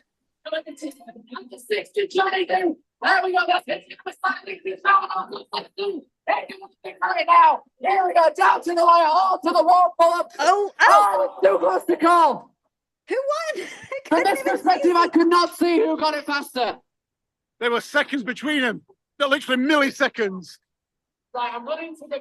I'm waiting for my sheet to be updated, so I can't tell you who got that either. Oh my I'm going to get to the goodness, monitor before the commentator. that was amazing. Like we literally couldn't see. Wow. I'm waiting for someone to update the spreadsheet. I've got like 1 million people on this spreadsheet, but no one's updated it yet. Oh, this is absolutely fantastic. That was brilliant. Only point. Wow. Oh my god, 0.045 seconds difference. Tashan took the win. that was amazing. 0.755 versus 29.8. Congratulations to both of them. That was a really exciting race. Really, really good. Do we know what's the fastest it's been run today? I'm William Warren.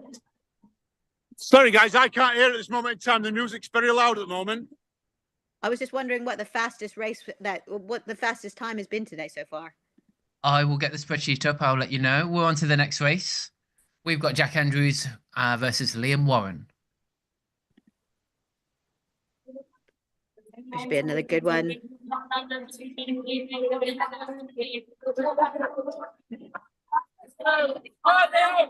Oh. Slight slip, but he caught himself.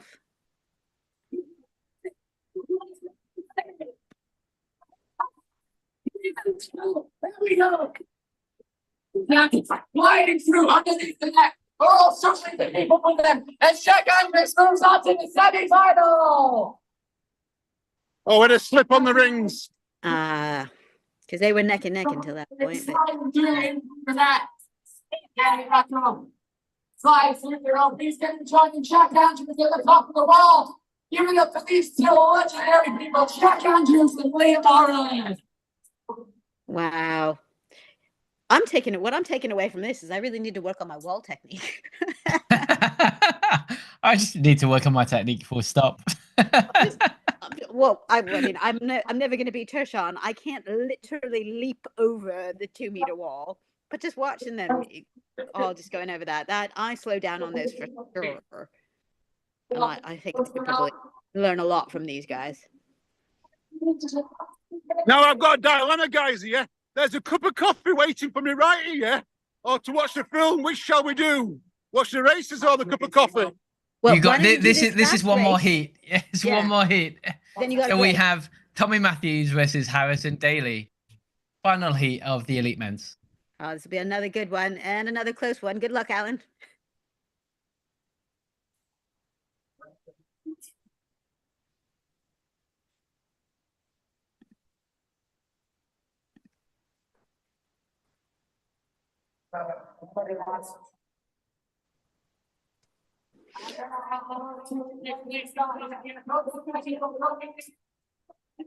Absolutely neck and neck. Oh, bit of a fall.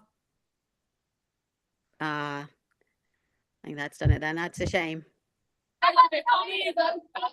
They both actually fell off the wall.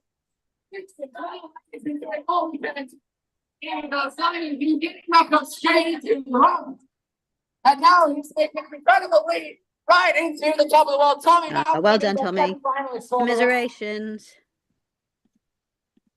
Harrison Daly out here retrying the rings. Wants to get some good quick matches out here. Getting back on that through. The supply is the match for our boy, the Texas Ninja. Here, he goes sprinting to go. He got to Harrison. Tommy Matthew to the top of the wall. Give it up to these two legends, Harrison Daly and Thomas Matthews. Well done, Tommy Matthews. So for the qualifications for in the semi-finals, we have Oliver Addy versus Tertian Smith, and then we have Jack Andrews versus Tommy Matthews. I think we're going to be moving on to the youth male in a moment. But in this very quick break, I do have the sponsors of the British. Where have we gone? Here we go, price sponsors. So Gecko, who a UK-based chalk company that dedicates itself to Planet for Profit. We have Ninja Warrior Gloucester. We have Enduro Sports. We have Sports Hotels. So thank you for your support of the British Obstacle Sports and British Obstacle OCR 100-meter championships. Yeah, thank you very much. Without you, it would be a lot harder for us to run these races. So we do really appreciate any of the sponsors for this race. And if anyone knows anyone else who would be interested in sponsoring any British obstacle sports events, we would love to hear from you. Absolutely love to have more sponsors involved in our sport. Looks like Alan is just having a recovery walk. So the boss man has sent me some timing so far for today. We have Jack Andrews in first place today so far in terms of timings. 28.02 seconds. Tertian Smith, 29.75. Jonathan Hunter, 29.8. And Oliver Addy, 29.873. So top four have gone under 30 seconds. Oh. That last race, guys. Sorry, guys. I'm just going to jump in there. Last race. I don't know if you noticed, but both of them fell over this wall. You know, the first wall, they both fell down on the floor. Luckily, yeah, I did see a stumble. Yeah, Tommy got up. Well, they both got up together, but Tommy seemed to get his steps right before he jumped onto the balance beam. Where the other one sort of took one step and missed it, he slid across it. So this is how close it is. One little mistake and you're out. Yeah, people tend to also forget that this is quite I mean, because it's so quick and people do it so well, it is quite a dangerous sport. I mean, we have had accidents where people have injured themselves on them just by sheer quickness and just landing a slight misstep. So you know, it's a testament to the athlete's ability to be able to do this so quickly without injury. So even, you know, a small misstep like that can cost you a race. Yeah, I mean, there's one of the big things for me would be the bars missing, but I'm just going to quickly show you some of the things that stop the bars from twisting. I don't know if you can see that, but they actually put a bar through the beam to stop it from twisting. Okay. And one of the things I've noticed that between every round, when you come to the rings, the volunteers are actually coming to the rings and setting the rings up in exactly the same way, the rings and the reels. So these are the wheels, and as you can see, all the arms are facing down, so they're all 100% vertical coming down, and every race has that. That's perfect. That makes it fair and equal, and there's no issues for any of the competitors. Have you found that any competitors have a favorite lane this time? A favorite? What? Sorry. A favorite lane? Do they prefer the right side or the left side? I don't know, because I know when Oliver ran on his own, he ran in the right lane. And then I do believe that didn't one of the juniors run on their own as well, and they ran in the right lane. So let me just see if I can catch an athlete. Maria,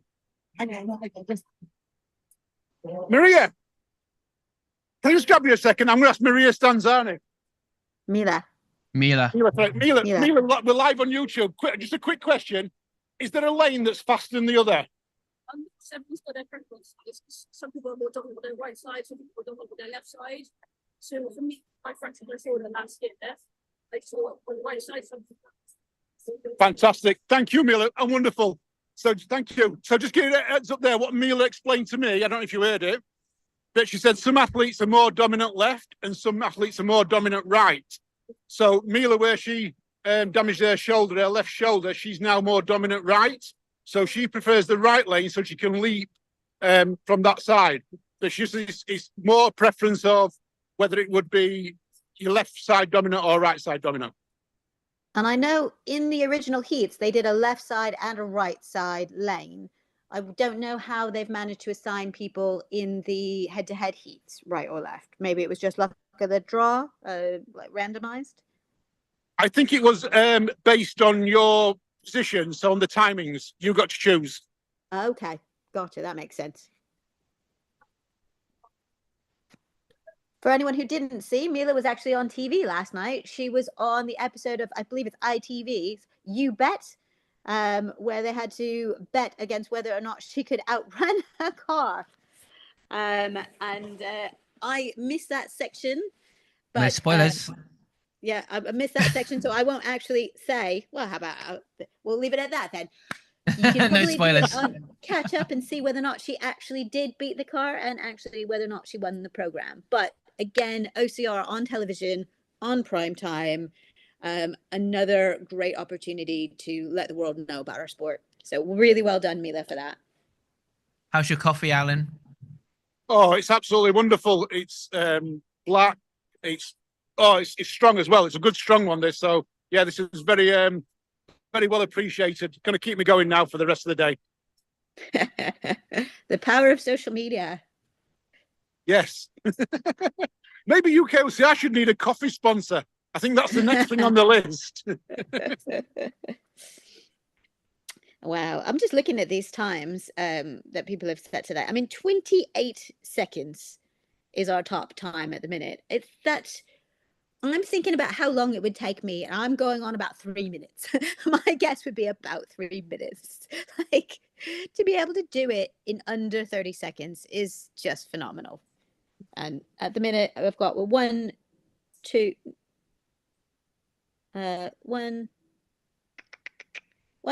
three, four people under 30 seconds.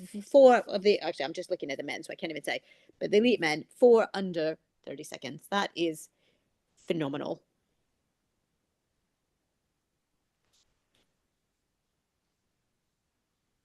I think we're just about to get ready for the next session, guys.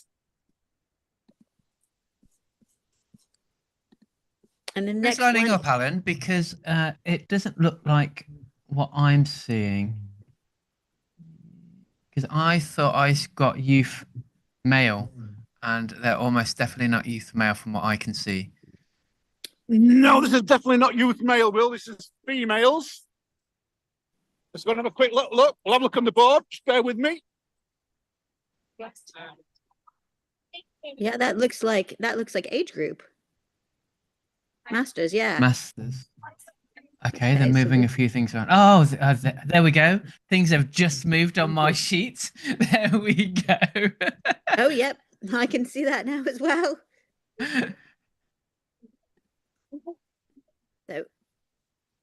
So we have Alex Arndt versus Kerry White in the first round of the Masters. Female. So we know about Alex. Kerry White is an OCR racer. She races for my team, yay, for the PT Bomb Racers.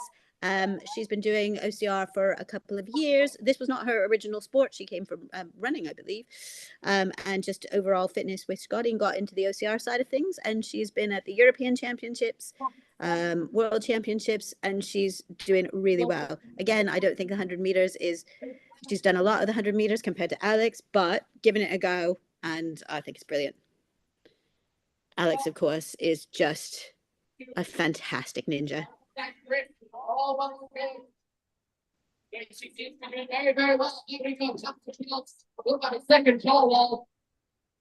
little bit of trivia on Alex. Not only has she been on UK Ninja Warrior, she's also been on Germany. And the 6 going into the bell. There we go. Tapping it. Nice little graceful slide going through the net. Followed by Maroon Smooth. Alex is now in contention for our gold race for our Masters female. Oh, well done, Alex. Come on, Kerry. First. Catching up here with Kerry White. Just escaping the necklace. Moving on into the rope there. Got to be running up the wall here now. Using the rope for assistance. Gotta get the legs of two there. There we go. Everybody. Come give it on, up Kerry. for Well Alex. done. Everyone. Well done to both of them. Well done. So Very well Alex moves on to the gold medal race, and Carrie is into the bronze medal race. Excuse me. We now have Laura Haywood versus Lou Ferriman in the second semi-final. And can I just say, Masters females? I mean, there was just a podcast that's just been released on Patreon about the challenges that Masters females have to go through and menopause. So to see these amazingly strong, absolutely incredible women out there is just, I mean, I race against these women and I'm impressed by them every single day. So if you haven't gotten Patreon, you're going to have to wait until the end of the month, just around Christmas, isn't it, to hear that latest podcast. But if you do have it, it's out now. Little plug there while I can. Oh,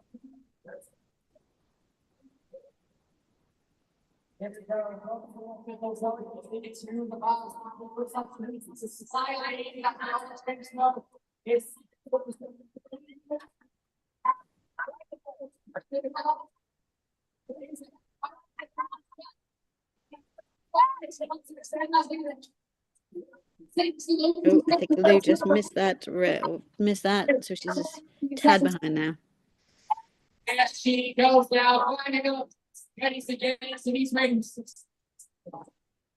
Into the second, into the fourth, into the sixth. Gonna get a nice fallback going into that bell. There we go. Right across the net. Keep going. Underneath, getting up ready for that road swing, and now she's sprinting up to our wall pole. Racy does with ease.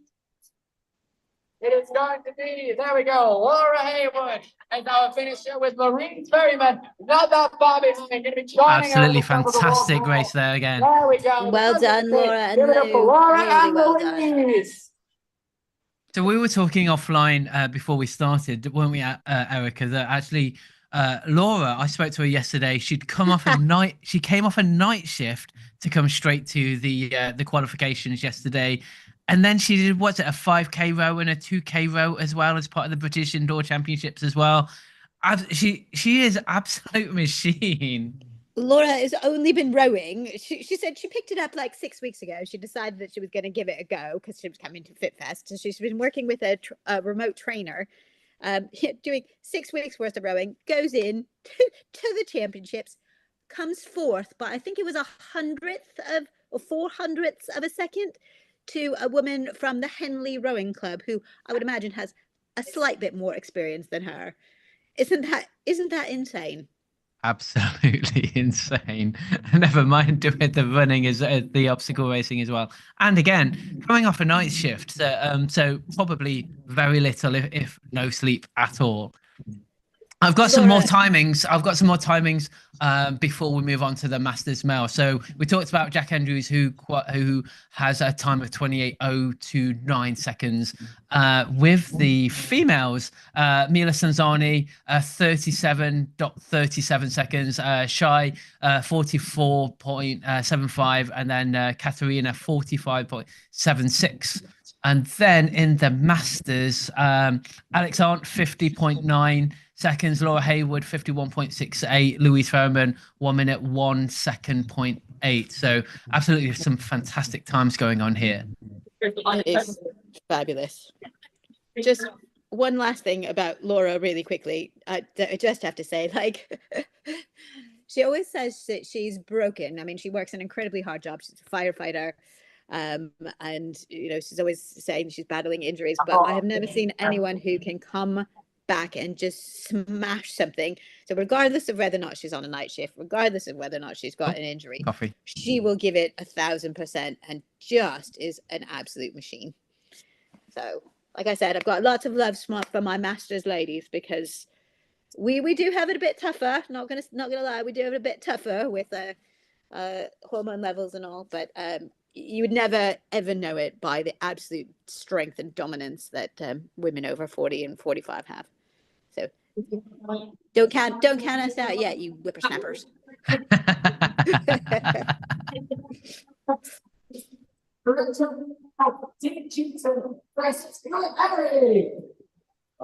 So, Masters Male, we have Dean Cheatham versus Philip Erie in race 1 and Ramsey Wickus versus Nigel Leeming in race 2. So both of these should be quite good. I mean, Phil is a really good obstacle racer. I don't think he does a lot of 100 meters. Dean, this is absolutely his wheelhouse, but it should be an interesting race.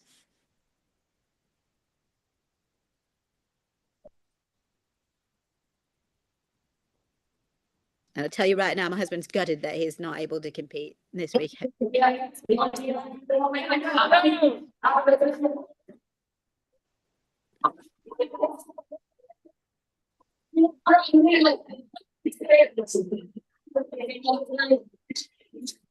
Also, 3 steps going into the Ethan Mexico. He is going to get some big handcuff style swings. What's some nice stuff there. The inner penguin has now been channeled throughout that swing. Going to open up the wall to all the way. Dean Cheatham goes, yeah! Like I was saying, this is his wheelhouse. Sprinting up the wall, going to be joining Dean at the top.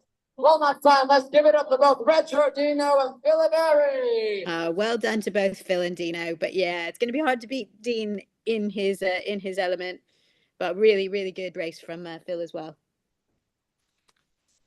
Our second semi-final here. Wow, that's the skill division. It's Verona Swings and Nigel Leeming.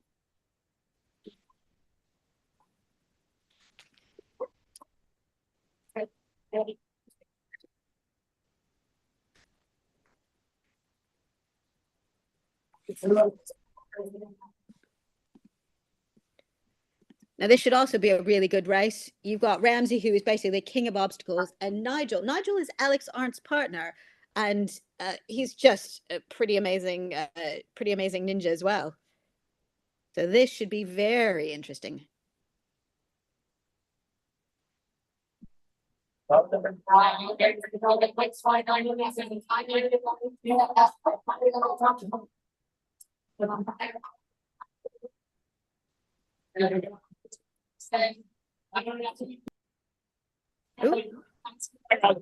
Losing a bit of Alan, but fingers crossed. All sorted. Oh,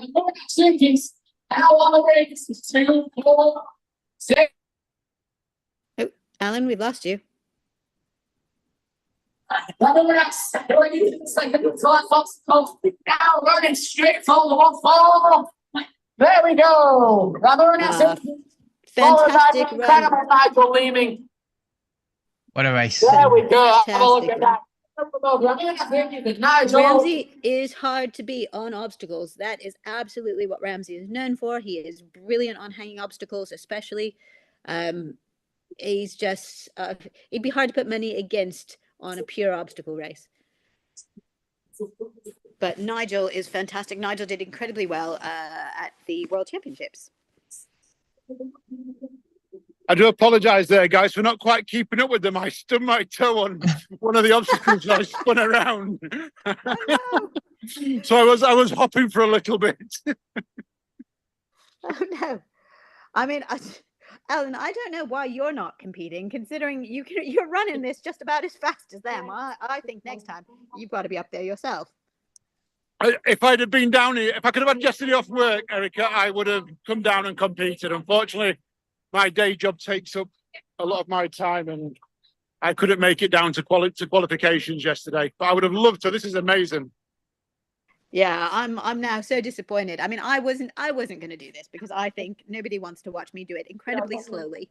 But I think it would have just been amazing to be there and with the atmosphere and being able to see this. I mean, I've been lucky enough to see the 100 meters at the European and World Championships. But I think this is a slightly different beast, and it's a really interesting range of competitors. So I think this would have been really great to see live. Fingers crossed, it'll happen again next year. I think this is just something to build on. I would completely agree with that. Yeah, this has got to come back next year and get in the calendar much earlier, because if this is in the calendar for next year, at this time, I can see it being absolutely huge. You know, Saturday, Sunday, lots and lots of people coming. We're up again. So, in my personal opinion, 2 incredible ninjas. We both have Algan Livesey and James Percy. We are ready for this.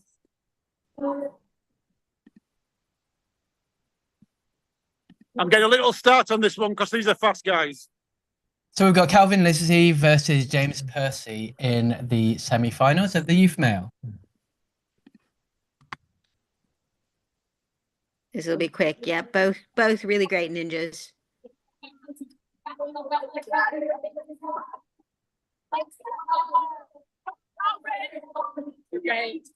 Going across the balance beam, making it look like it's not actually even a balance beam. It's great.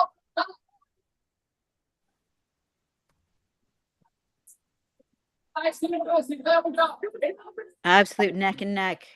It's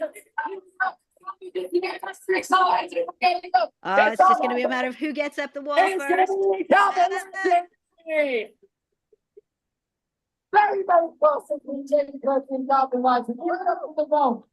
I couldn't even tell. Yeah, I'm going to wait for the results.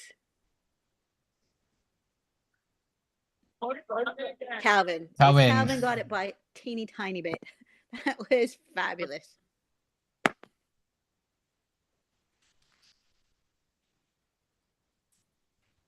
Hopefully we can see the time on that in a second, because that was... I will go down see if we can get a time on that. I'm not sure if it'll still be up, guys. That's right. It'll show. We'll get that info at some point and we'll pass it on to you. But wow. Oh no, too late I was. Sorry, guys. That's all right. That's all right. We'll let people know as soon as we know what the times were on that. But that was quick. I mean, not much in it at all.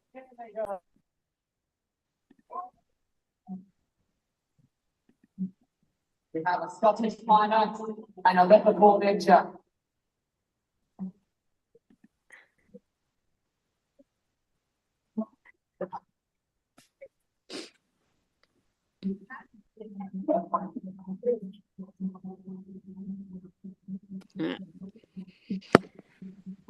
Ready to go.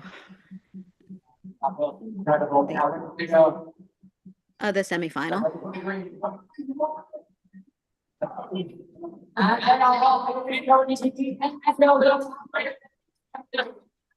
This is Charlie Wardrop versus Henry Searle. Searle?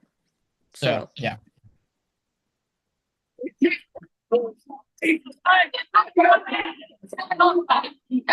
So head to head. This is Charlie's third run of the day as well. I mean, it's pretty impressive.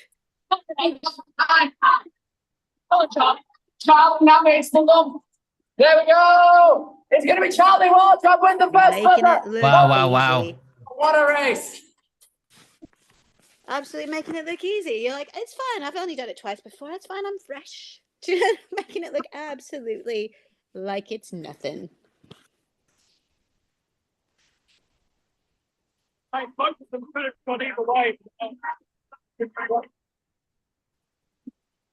It's really interesting with OCR. You've got such different elements. You've got the 100 meters. You've got the 3Ks.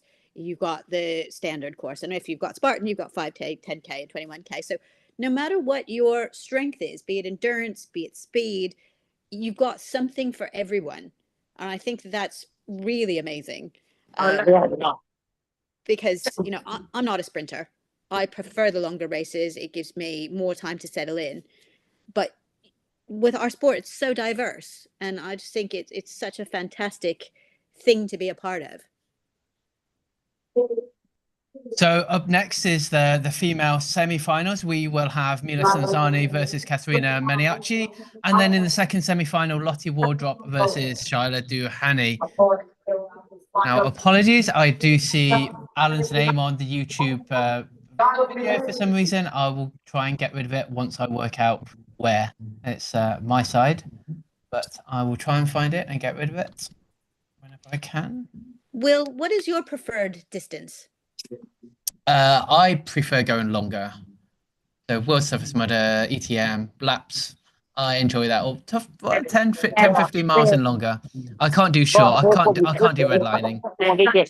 Yeah, so I didn't even talk about that. I didn't even talk about the ultra side of it and things like World's Toughest Mudder, which is just mental.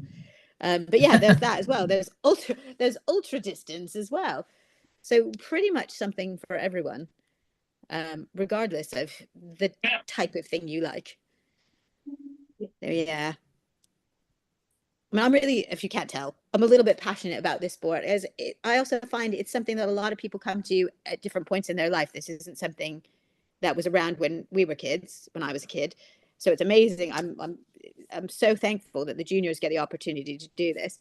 But for me, as somebody coming in later in life, I mean, to be able to come and participate in a sport at a high level, you know, as a masters athlete who's never done it before, I just think it's fantastic. We're giving lots of people across lots of different age categories an opportunity to, first of all, represent their country, and just prove that all ages are able to compete at a high level.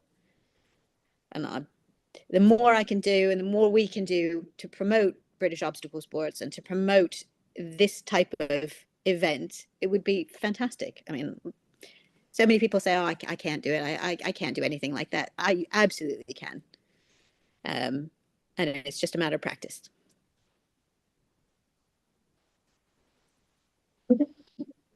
Will, when did you get into obstacle racing? You've been doing it quite a while. Yeah, almost 10 years now. It was 2015. I remember it very, very well because one of my best friends said, do you want to do a Tough Mudder? I was like, what's a Tough Mudder? He said, it's a 10K obstacle race. And then I found out a few weeks later it was 10 miles and my face dropped. So I thought I better get running. And actually one of my first obstacle races, only because of Tough Mudder, was something called Dash of the Titans, which was from our great friend Alan Moore. And I also did in the same year Overload, which was run by a different company at that time, which again is now an Alan Moore thing. So I don't know how, but I've seemed to be supporting Alan Moore in his caravan holidays. Fantastic. Yeah, so 2015 in September was my first Tough Mudder, and it was that really got me into obstacle racing and thinking I want to do more. Anyway, we are back to the women's finals. This is Mila Sanzani versus Caterina Maniaci. Let's see if it's another masterclass by Mila, or whether or not we've got more of a tight race this time.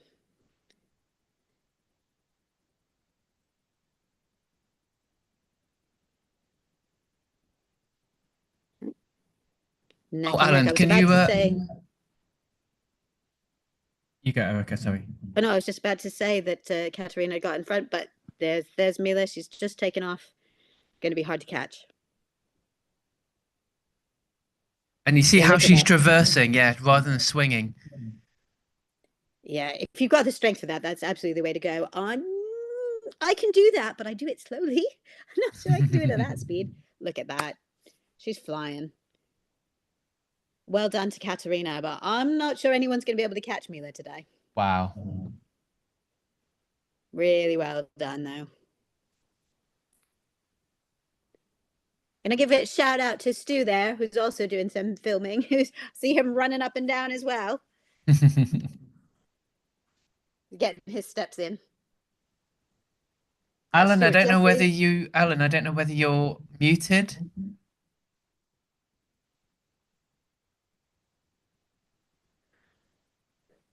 Can you hear me? I can now, yes. Sorry about that. I keep it on mute while I was running by accident. So just give a little heads up as well. I caught up with Lou Ferryman as well about a semi-final against Laura Haywood, and she told me that on the first reel she actually slipped, didn't quite catch the second one, and that gave Laura the lead, and that was it. End of story. Yeah. Okay, so we now have in the second semi-final Lottie Wardrop versus Shai Duhani. This will be another tight one.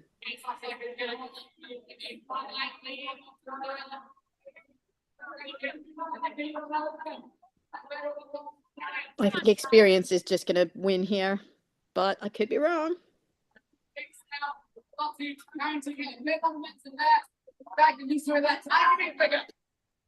There we go. Only got 0.3 seconds behind. Come on. Essentially symmetrical. Wow. Yeah, you see, that's just gotten Shai that bit of a lead. Oh, maybe not. Wow, wow, wow. You never know in this game. You What never the buzzer know. person's gonna be? I can't tell. Oh, Ooh, wow. I Gotta think go that back was down to the shy. start Quick, to fight for you. run, Alan, run, quick. I think that was shy from my angle. I think that was shy, but not 100%. But wow. I thought doing that traverse had gotten Shy the amount of distance that she needed, but you cannot count out Shy. Lottie. Shy. Actually, there we go. Yeah. Charlotte is our winner. She is advancing to the finals against Mila. Did you get that? Shy won that one, guys. I had to run all the way back down there, sprinted just for you. Yeah. I've got Yeah. I've now got the timings in front of me, so you didn't have to do that. But thank you anyway, Alan. That's brilliant. So in the female finals, we will have Mila Sanzani versus Charlotte Johanni, and then Lottie Wardrop versus Katharina Maniaci will be in the bronze medal race. Really well done to all four of the semi-finalists. I mean, they made it. They made it a real tight race. So it's within milliseconds here. Do you know? So we are moving on to the male semi-finals. Where have we gone here? It will be Oliver Addy versus Tayshaun Smith, and then Jack Andrews versus Tommy Matthews. Again, you've got four absolutely top of their game athletes. It's a tight call. I don't know. I mean, my money would probably still be on Ollie. But I don't think you could count any of the other three out. They're all absolutely incredible at this event. It's a tight one. I don't know.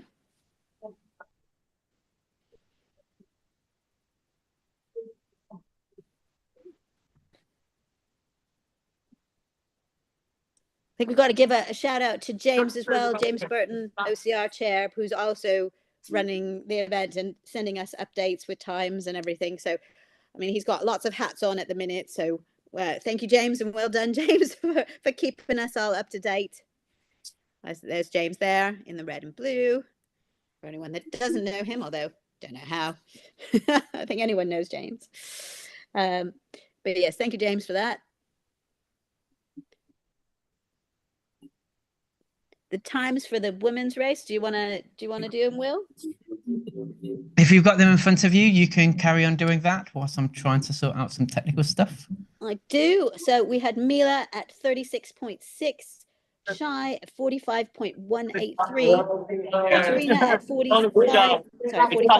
Katerina at 45.420, and Lottie at 45.857. So. We have got Oliver Addy and Tayshaun Smith. Fourth. Who would have thought it? Love these guys together. Pretty tight. There they go. All the final mixes. Ollie versus Tayshaun. This is going to be fast. Very. Oh, Stu, run. Yes, Stu likes to get a slight ahead of me on these. Yeah, good luck. Laura Baskerfield there as well, doing some camera work.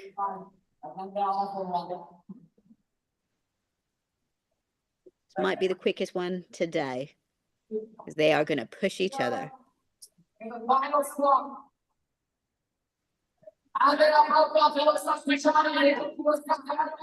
Wow.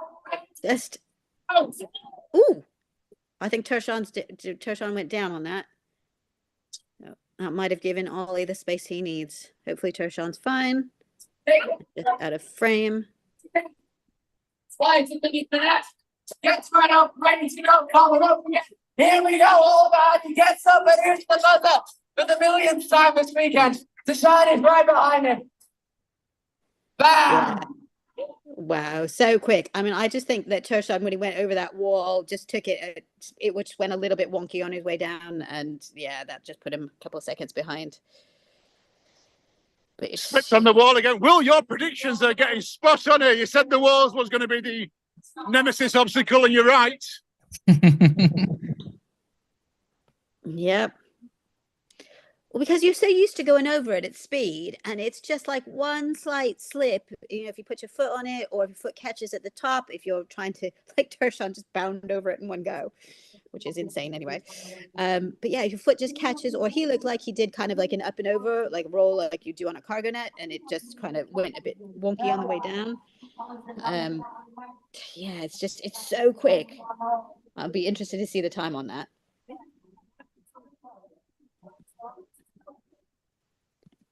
Jack Andrews and Tommy Matthews. Let me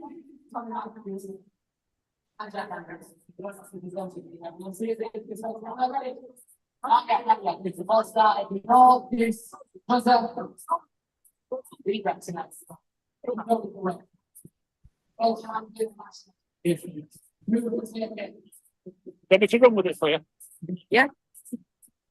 This is wrong.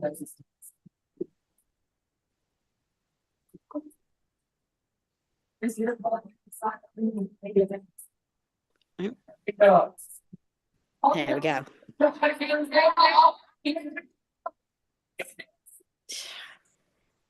Look at that. It's just so smooth.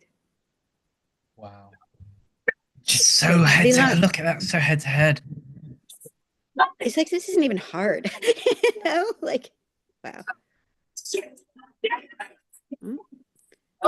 There we go. There's something. Oh, well done. So well done to Jack, who just took that. Yeah, I think there might have been a slight slip there for Tommy, and that just cost him. So just give heads up there, guys. I was actually running with 2 phones because the young lad wanted to film his hero. So I took his phone off him and filmed it for him while we were running. So we have state-of-the-art equipment here, folks. yeah. So just to give you an idea here, this is interesting. So Jack Andrews has not qualified first because it's always down to placings now, but his finish time was 25.027 seconds. Oliver Addy 26.916 seconds. Tommy Matthews 27.249, and Tershawn Smith 32.279. So time's getting faster and faster. Wow. The pressure's on now, well, isn't it? You know, the pressure's on. They've got to go the top speed now to actually win, you know. Would you have expected Tommy to lose there? You know, he would have been one of the favourites for the finals in my eyes. And what a great race. Interesting. I completely agree. But, you know, Jack had qualified in front of Tommy, and, you know, maybe the experience of Tommy may have shown through, but Jack is just putting his foot down now. Here we go. The speed is showing through. Oliver Addy qualified first, Jack qualified second, and they're in the final. Stu's just asked, does anyone know the elite male and female records for the 100 meters? Like the British record? I'm sure I can Google that whilst we're talking. Yeah, because that would be quite interesting. Wasn't it Beth Lodge that had beaten the British record in Costa Rica? No, maybe not Costa Rica. I'm pretty sure Beth broke the British record at one point. A couple of months ago, but I can't remember exactly. All of these semi-finals and finals to right next. I don't know whether or not she was running this weekend. Okay, so we'll be moving on. What time are we now? 7:30. Now semi-final. So it will be the paras. And then we'll be having the youth female small final, youth female big final, youth male small final, and youth male big final. They're the races that are coming up next. All right.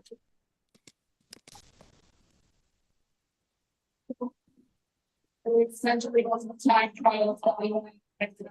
Please, you know, I have these weeks very, very small things. So I have some of that. Do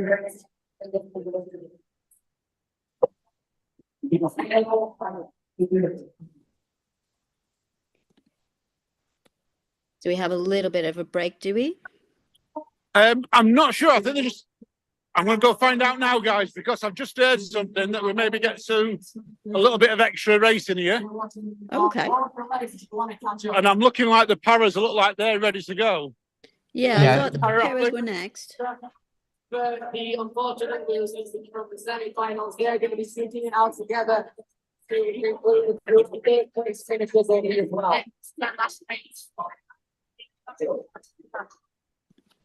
We go speak to the main man. So we've got the youth females and the youth males coming right after everything that was just mentioned there. So if you guys want to get over here very, very shortly, we'll be getting with you in due time. While we have a second, I want to give a shout out to Jamie and Chris and Chris Harris and Dylan who Darby, have all done of our a ton for para racing. Para racing wasn't even really much of anything until the last few years, and it's really been these guys here that have promoted it and pushed it and gotten it a platform. So long may it continue. It's amazing that you can really have absolutely anyone, regardless of any age, ability, whatnot, being able to take part in this sport. So thank you, Jamie and Chris and Dylan, for really being pioneers and pushing para sport forward in the OCR world.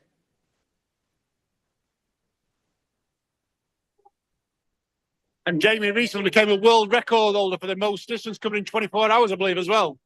Absolutely. It was mind-boggling. I don't have exactly how far he went, but it was non-stop and really incredible to watch.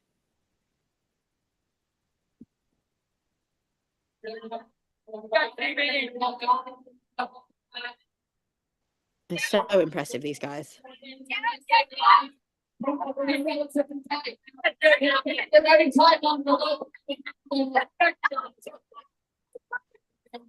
Jamie going into the rings first, but it seems like Chris is getting a little bit further. There he goes. Chris is gonna crawl through. Jamie is called up to him now. Called down to the line for both of them now. He looks to the top of the wall. It's a race against each other. Here we go. Looks like it is gonna be Jamie's just got it. Followed by Chris Harris afterwards. Again, it goes to show you do not know what's going to happen. The race can change at any second. You think one person's running away with it, and then the next minute, the other person comes from behind. You cannot count anyone out. World champion versus the 2024 world champion.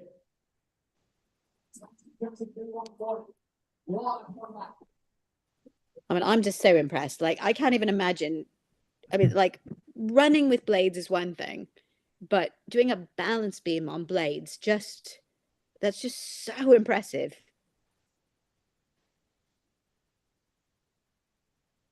So Jamie, so I understand what's going on here. They've changed it around a little bit, but basically it's time trial racing rather than kind of head to head. Jamie Game got 50 seconds, 50.064. Chris Harris there, 51.791. And then we've got Dylan now, who will be running for his time. Okay, so they have changed it around. That's interesting, but do you reckon he's at an advantage or a disadvantage running alone? Disadvantage, definitely.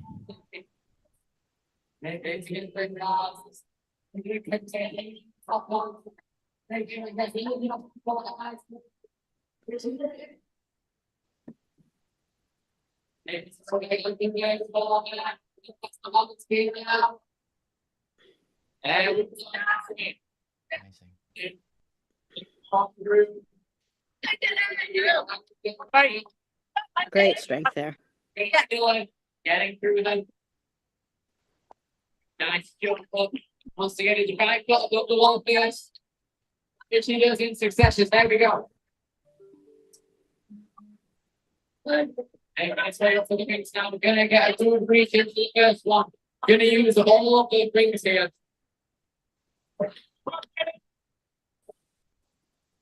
Carefully and steadily making his way through to complete the obstacle.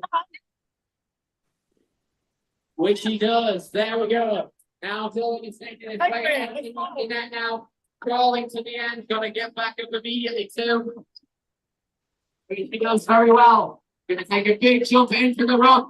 Clears it. No problem at all. Gonna be running up the wall now. Is Dylan Darby using the rope for assistance? Gonna get the elbows you got and it. the Yes. legs through everybody. Dylan Darby hits the buzzer. Really well done. So impressive. You can tell that Jamie and Chris have got a bit more experience on this because it was a little more hesitation, but still so impressive just to be able to get across all of those and do it at speed. My hats are off. Absolutely. I think Dylan is relatively new to OCR, especially compared to Jamie and Chris. Yeah. Yeah, and this is such a different, this is a different animal. If you've done some OCR races, the 3Ks or the 12Ks or whatever, this is such a different animal. If you're not used to it, I mean, I would be taking it very hesitantly.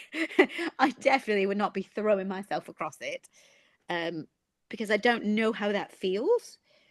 And this is actually really inspiring me. I was going to go to Bath the other weekend to try it out at the open kind of house that they had last week, but obviously Bath is quite far. I mean, I'm located in Essex, so it's 3.5 hours and 3.5 hours back. But I would love to give it a go. I think it looks great fun, and I think it's all about just being fearless and trusting your ability. But if this is not something that you do regularly, it's a very different beast than a regular OCR race.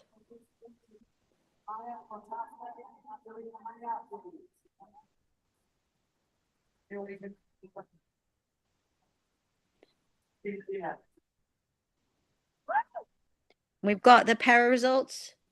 Happy to read them out if you want, Will, or if you want Oh, to. we'll move straight on to the youth female Oh, we're all ready. finals.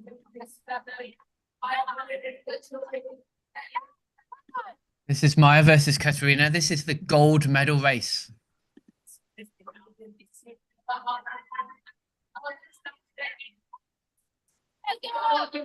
Neck and neck again. We've got one person going ahead for just a second, and then the other one catches up. It's really anyone's game. Back into the second half. Maya emulating that strategy as well. It's going to be kind of hitting it fast now. Right through, but look at that again. Dead Going on. to be putting neck and neck going into the wall. Gonna be whoever gets up the wall faster. Looking at the buzzer first. It's Oh, gonna wow. be Katerina Maniaci. Oh, so Maya's close. very, very close there. Well done to you both. Again, that was so close. You couldn't even really see it from our angle. So impressive.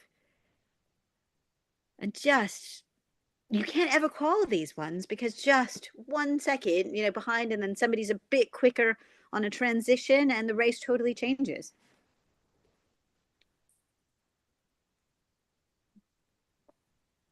So whilst Alan is running back, do you want to go through the para timings?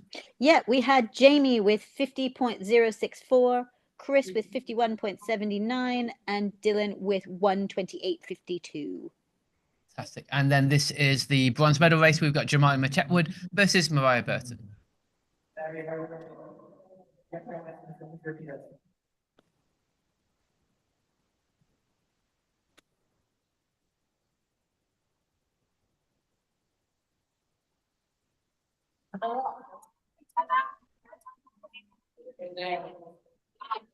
And that was a good leap from Mariah. Just giving her a bit of an edge with space. Oh, what happened there? Oh. I'm not sure what happened there. They made her go back. Yeah, she looked like she was flying.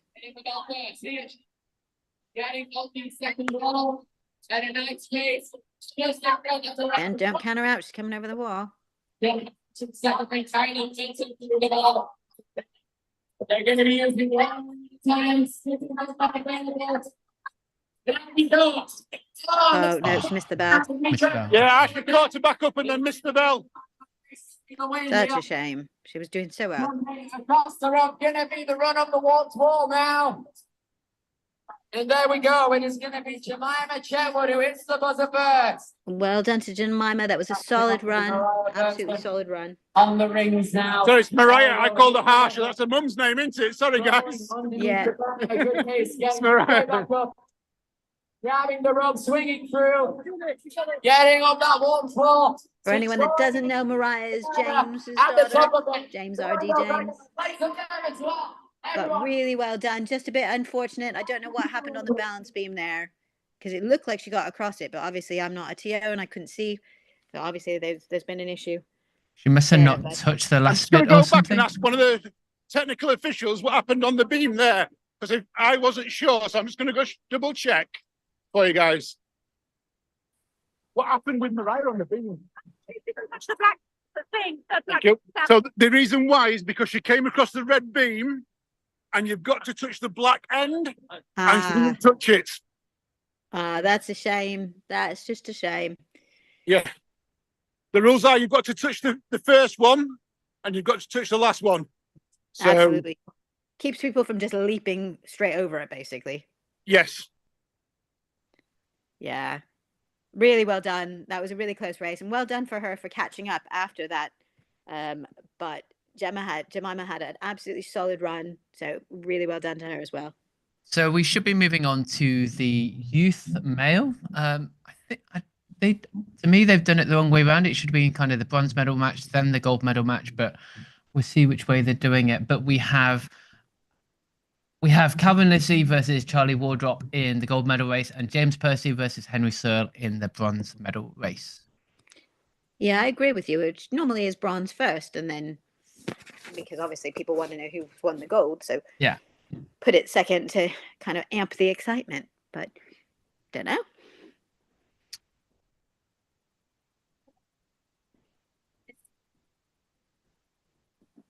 How's your interval training going, Alan? I was what? Sorry. How's your interval training? Yeah, it's good. My you see how's my training going? My world's toughest mother. No, as in I you think it just was- keep running up and down your tempo Oh, yeah. runs. Yeah, he was talking about today. All right. How many It was miles re- have you done? I'm just short of 5 miles as we speak at this moment in time. So, Wow.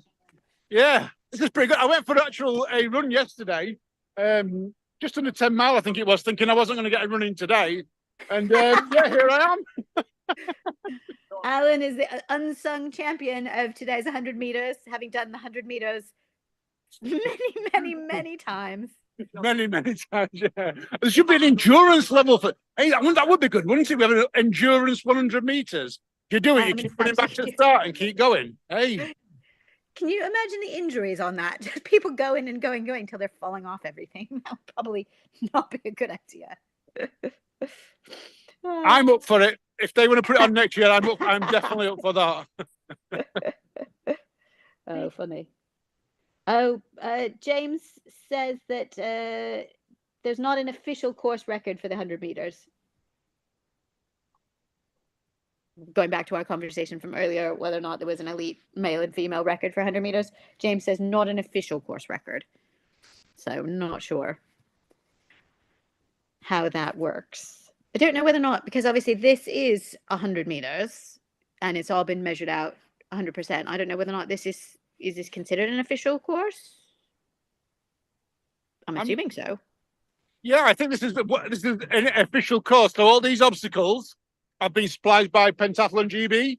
So Okay. all the 100-meter courses are going to look exactly the same as this.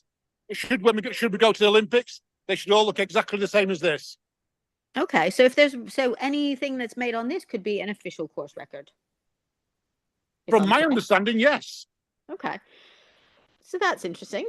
I do think that I know we have had really fast times before, but again, if it's not official and it's not, if it's not exactly 100 meters and exact times in between, then this is a good enough place to start.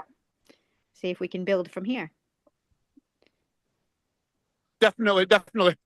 Now, I don't know if you can tell, but I'm actually eating. Someone just given me one of these. A grenade Oreo bar. This Nice. is heaven. This is heaven, this is better than a coffee. So these marshals are amazing down here. These volunteers, they've got so many goodies and just handing them out. It's like amazing. High quality marshals, high quality volunteers. Well, I asked my husband to make me a cup of tea and I got the response, I'm at the top of the garden. So no extra cup of teas for me. I'm gonna have to wait until all this is over. John should be making you cups of tea, Erica. He should be I- down there fetching them up for you every 2 minutes. That's why I sent him a message. I asked him. He's building a chicken coop because we have a very exciting life when we are not at OCR races. He's building us a new chicken coop. We have 7 chickens at the minute. We're looking to up it to 18. So if anyone needs some eggs, let me know.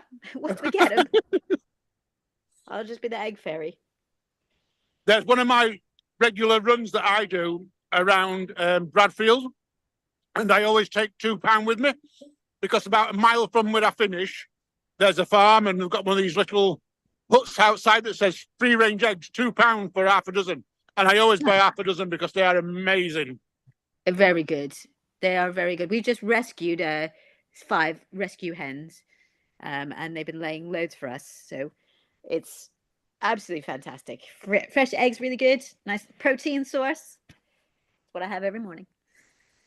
So yeah, and easy to keep. I can go off on the benefits of raising chickens. If anyone is interested, it's really easy, and it's lovely to have. Much easier than a cat. I've got 4 cats as well. Don't ask why. But chickens are much easier. Now, I know there's lots of different breeds of chicken. So what breeds have you got?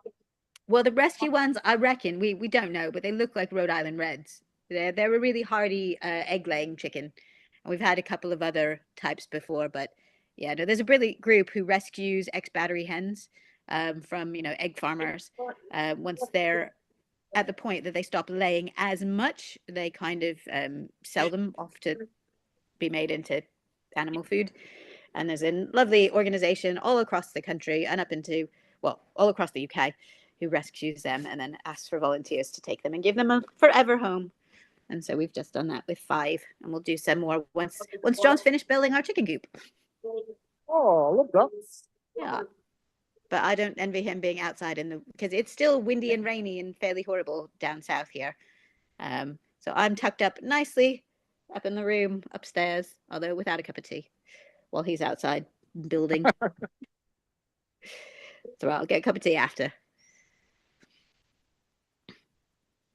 Will, have you managed to get yourself a cuppa?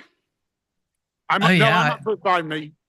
I've had it and drank it, and I'm probably onto another one in a minute whilst we're waiting for the next round to come off. Do we have an update at all, Alan, whether it's because we should be straight into the next one? Oh no, we can see people about to start and get onto the platform. So this is the youth male races. We've got Calvin Leslie, Liv C versus James Percy, and Charlie Wardrop versus Henry Searle. So do we know which one this is? Because it has changed around on the spreadsheet. I can't see from here. Alan, do you know?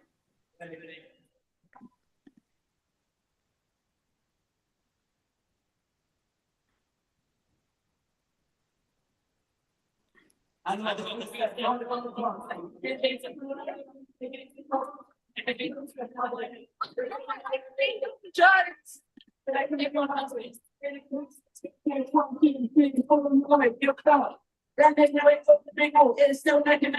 easy across some of these obstacles. So impressive. So if you're doing similar techniques, so we're going down to the final obstacles. Oh, please. Oh, it's neck and neck. Neck and neck. It's gonna be who the top bastard. I don't know. Do you know? Do the judges at the end know? Because I have no idea. That was way too Not a clue from here. Not a clue. That was so tight. Tom Lane takes the bronze medal. That was the bronze medal race.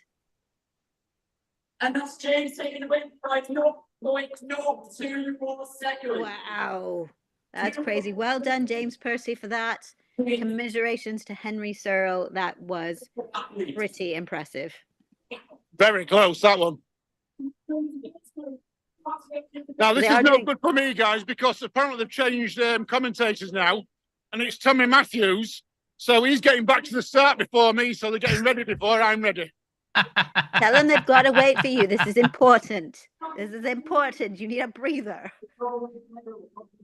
but they have changed it around, so it's bronze race first, then gold race. So this will be Calvin Livesey versus Charlie Wardrope. This is Charlie's 4th race, I think, of the day. Don't know how he's keeping going. Countless hours, blood, sweat, and culminates and tears.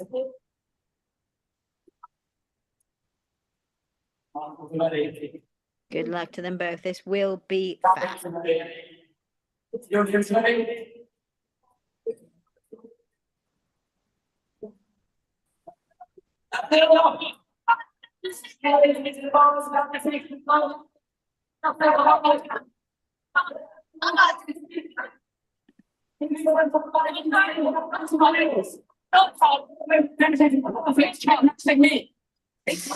dead on.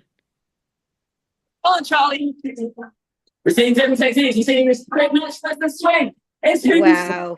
They've started to look perfect. Absolute neck and neck. Let's see. To the finish. Oh, who gets up and over? And Charlie's And got it. Charlie takes the gold medal.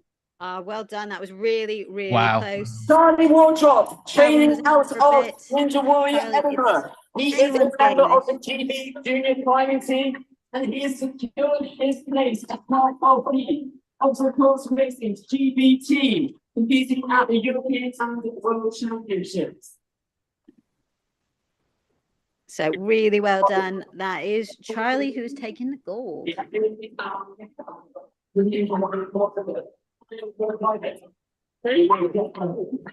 Some fantastic work there by Charlie. Charlie, who qualified 2nd, has then beaten Calvin Lindsay, who's in for silver medal position, and James Percy, who qualified 5th, is the bronze medal winner.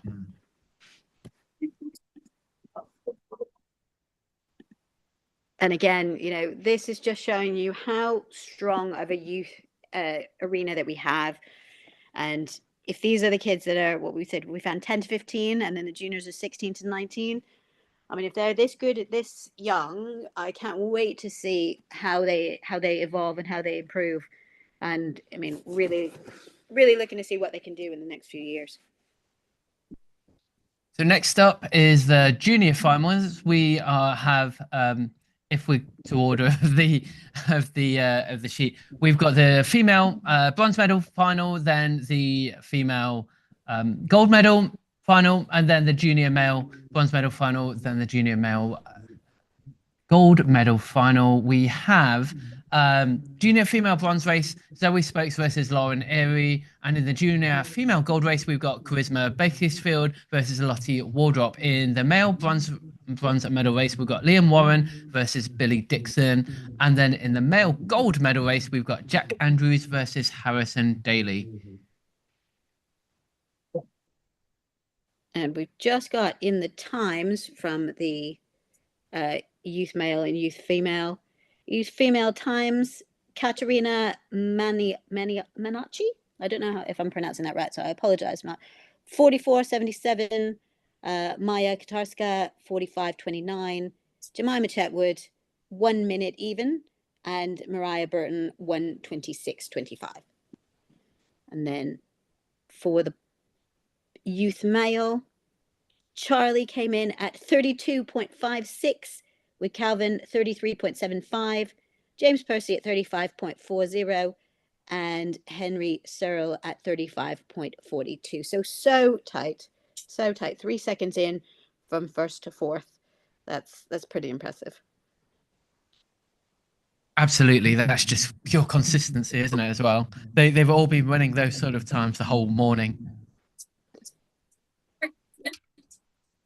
Yeah, it's interesting to see. I was wondering whether or not things would get slower or faster. Obviously, you know, the more warmed up you are, the better you're going to go. But again, if you've already done 3 races and this is your 4th race, how is it going to affect you? Is it going to be harder? Is it going to be easier? I would have thought there would have been a difference, but pretty impressive. They're so consistent. They've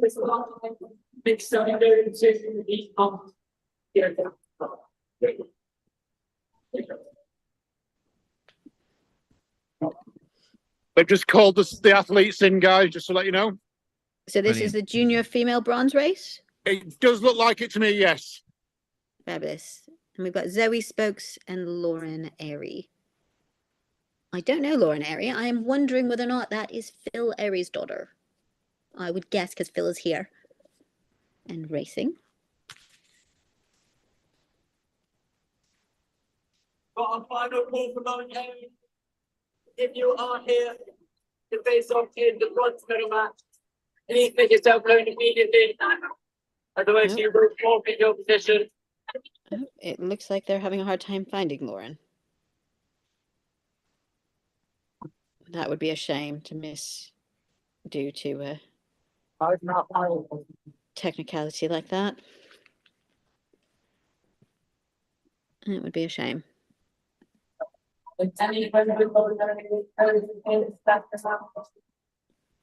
Have they moved around the times at all? I don't actually know without looking. No, we're pretty Yeah, much on Bernard? time. If anything, we're just running a little bit late, so that they, you know, kind of running to the timetable. Yeah, yep. I've just looked. You're absolutely right.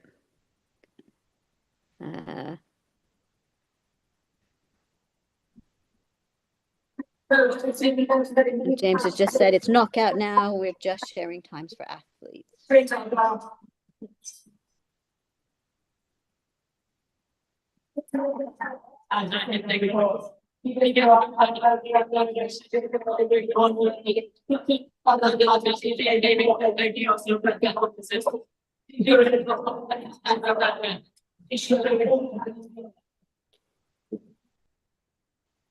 So this is Zoe.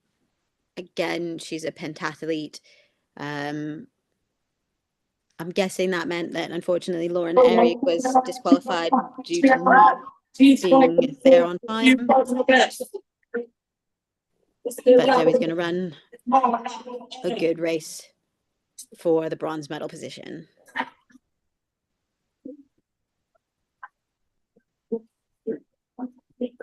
She does still have to finish. She's going into the cargo slide. That is true. She has to finish the race. Absolutely. Otherwise, there's not a bronze medalist. She makes it. She's just got the walk for to go. She's going. She's going. She's going. She's climbing up and over the edge, and she slams the buzzer. Well done. Well done. Commiserations. Hope everything's all right with Lauren. But that is Zoe taking the bronze medal. Just to let you know, in terms of they've built the cameras, I'm beating Stu, the cameraman. I'm winning this one. Those are fighting words.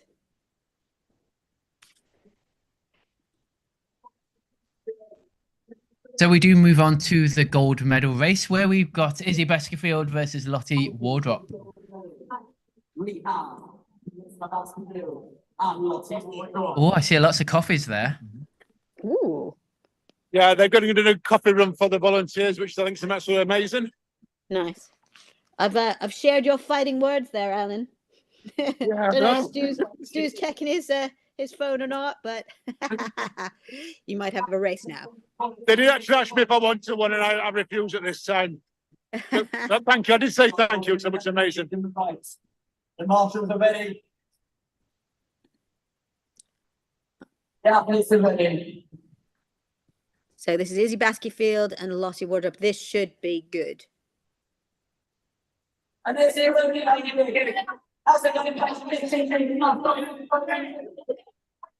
Very tight.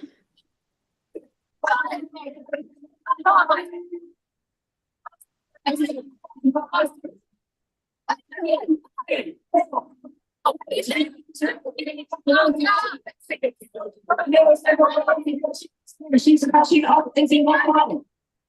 in 2 of the rings, 4 of the rings, 6. Wow. It is close. Oh, bit of a slow out on further. Oh, and now it's just going to be a race. Absolute race. Let's see who gets up and over first. Oh, I think a lot. Wow. He has taken it. Was it Lottie? That was Lottie. Oh, so close.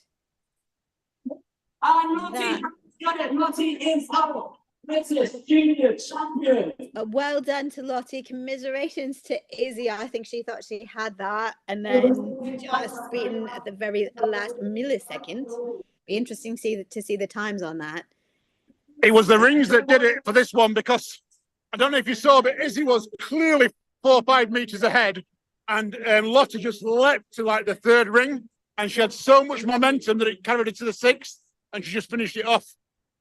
Yeah, there was a slight, when Izzy was coming up and out of the cargo net, there was a slight stumble there as well, which I think it's the minuscule of minuscule things, but it just slows you down that much that then they just lost it on the touch. I mean, but it's so impressive that these are so close. So this is the bronze medal race for Liam Warren versus Billy Dixon. After that, I'll give you the times for Izzy and Lottie.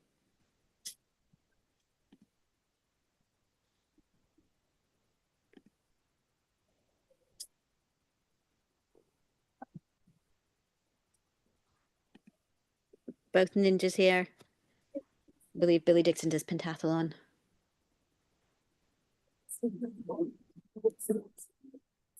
Ninja youth influencer. That's what I have for Billy. I really got to know what that is. What is a ninja youth influencer? I need to feel like I'm down with the kids.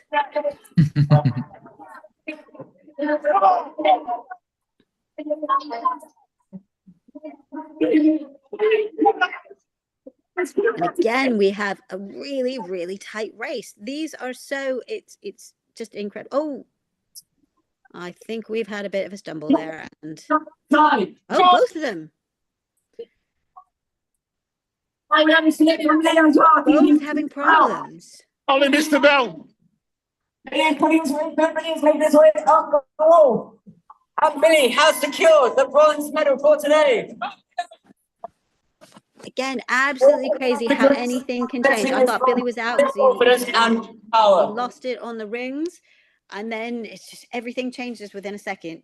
Somebody else has a problem on another, and it is your day at the end of the day. So these boys commiserations to Liam. Well, not really commiserations, but well, yes, actually commiserations, because that was the bronze medal match, wasn't it? So commiserations on 4th place. Again, that was anything can change in a heartbeat. And well done to Billy for the bronze. Times, just while I've got it, for the junior females. Or do we have time? Or are they ready to go? Yeah. Oh, no, it looks like we're ready to go. That's right.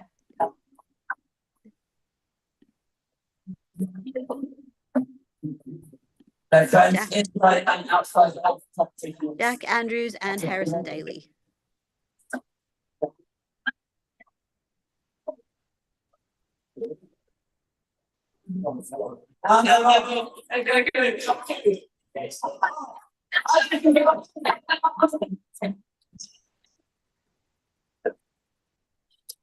Oh, missed the ring there.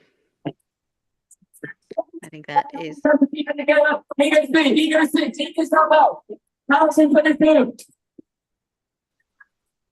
I think that is it. I don't think. Just never safe on the ball earlier than we experienced.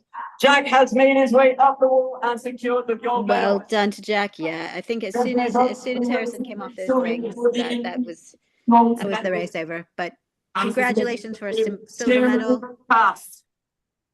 Just gonna make it to the end. Come on, get up! Alan is pushing hard to secure himself. Harrison pushing hard to secure himself the silver medal. Nice. Well done. Well done. So we have the times of the junior females. Lottie Wardrobe in 45:39. Izzy Baskeyfield 45:63. Zoe Spokes 1:03. And then we had Lauren Airy, who unfortunately didn't race. And I've just gotten a tea. Thank you very much, John. John's just got me a tea. Thank you. Good man. So yeah. Well, I've got a little question for you. I don't know if our watchers want to know what trainers I'm running in, because I'm in something that you would never normally see anyone in. Crocs? Not quite. But let's have a look at these. Oh, are they gazelles? These are old school Adidas LA. Ooh. Very nice. Definitely not your typical OCR fare. Actually, that's a good question. What is the best yeah, what is the best type of footwear for 100 meters? Obviously, it's not going to be my mud claws, which I normally use. What are some good recommendations for 100-meter shoes? I don't know. Maybe we'll put that out to YouTube or to the guys on British Obstacle Sports. Because honestly, I don't know. I've never done it. I think I would wear my Fierce. I've got 361 Fierce, but yeah, it's a good question. Yeah, because Anyway, you don't want anything with lugs. we are off to the female Masters finals.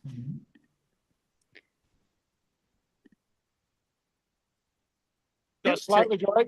So is this Kerry White versus Lou Ferriman? Yes, for the bronze medal race. This should be a good match as well. Both top athletes, both in the same age category, so they race each other regularly. Although Lou does run elite in the UK, so they have raced each other before. Definitely not in a 100-meter race. I'm pretty positive. Oh, maybe they might have done it in Costa Rica. Both of them were at the Worlds in Costa Rica, so they might have done 100 meters there. I'm not sure, but they are definitely well familiar with each other. Both really put the time and effort in.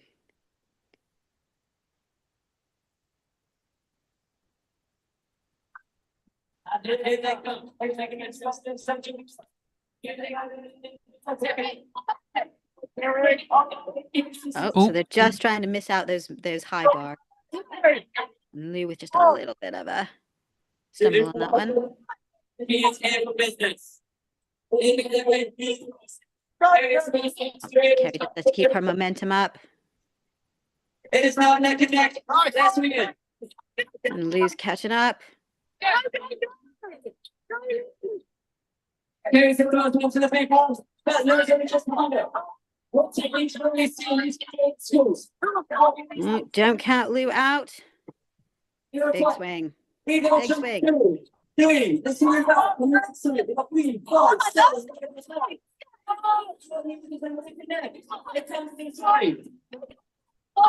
It's going to be close. It is going to be close. It is going to be who gets up that wall quicker. Coming down to your wall. Kerry's leading, but They're going up. They're going over. Oh, I don't know. I'm going to have to wait for confirmation on that one. Kerry had it, but I'm not sure. I thought that was Kerry.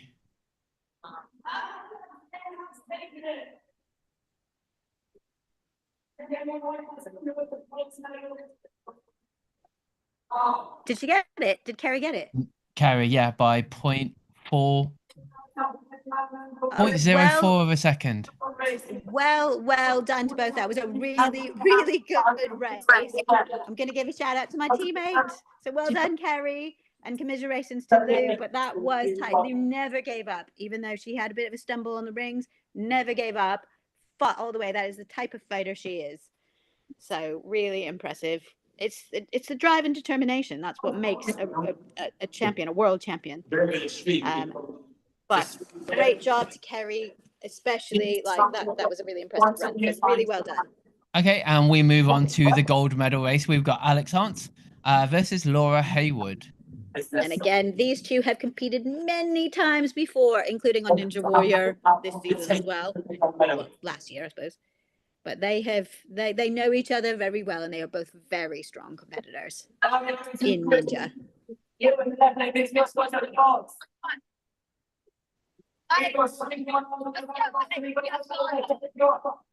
I couldn't actually place a bet on this one.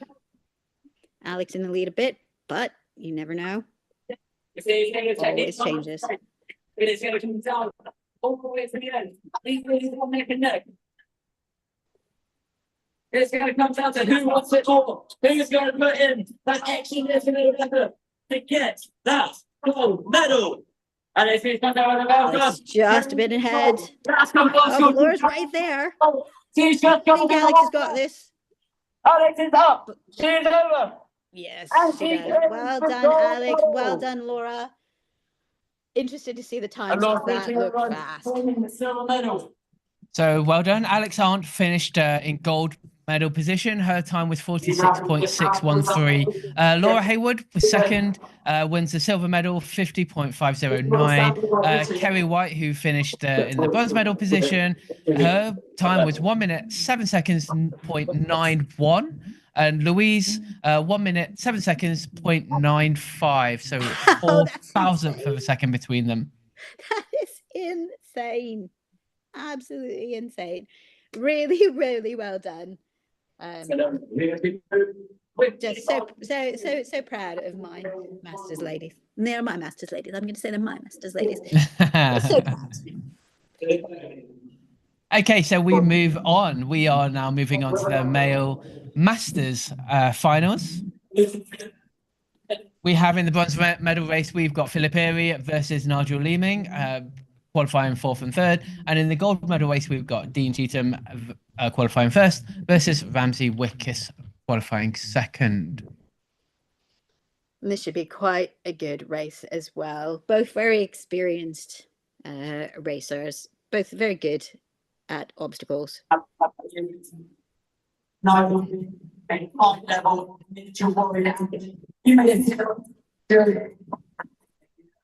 In the past, I've always seen the strong advantage. He's giving me wrong ones today. Alex and Nigel have their own kind of mini training centre out in Wales, where they've got lots of fun stuff. I've got to go play on it at some point because it just looks great fun. Built in a barn, I think. An actual barn. And Phil trains at Nuts, if I'm not incorrect.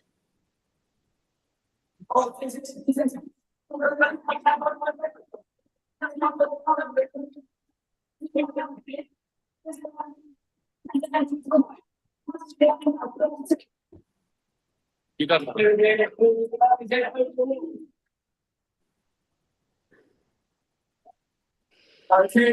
4, 5. Each thing you do, Nigel, It's close now. Just stops. It's going down to 5. Phil's just a bit in here. Ooh, that was a good slide. It's That coming made up up some time. Oh, Oh, insane. it's going to be very tight again. Who's going to go first? Oof. Oh, Phil's got it. Take Phil's got it. Well done, Phil. Well done, Nigel. So, bit of area, there you have it. He's taken the bronze medal. I think it's brilliant that these races are so tight because it just goes to show how competitive this is. Absolutely. Running away with it, it is a race every single time. So we move over to the gold medal position. We've got Dean Cheetham, versus Ramunas Wickes. This is a battle of the obstacle masters.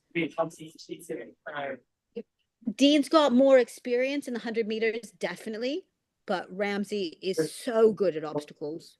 So this should be very interesting.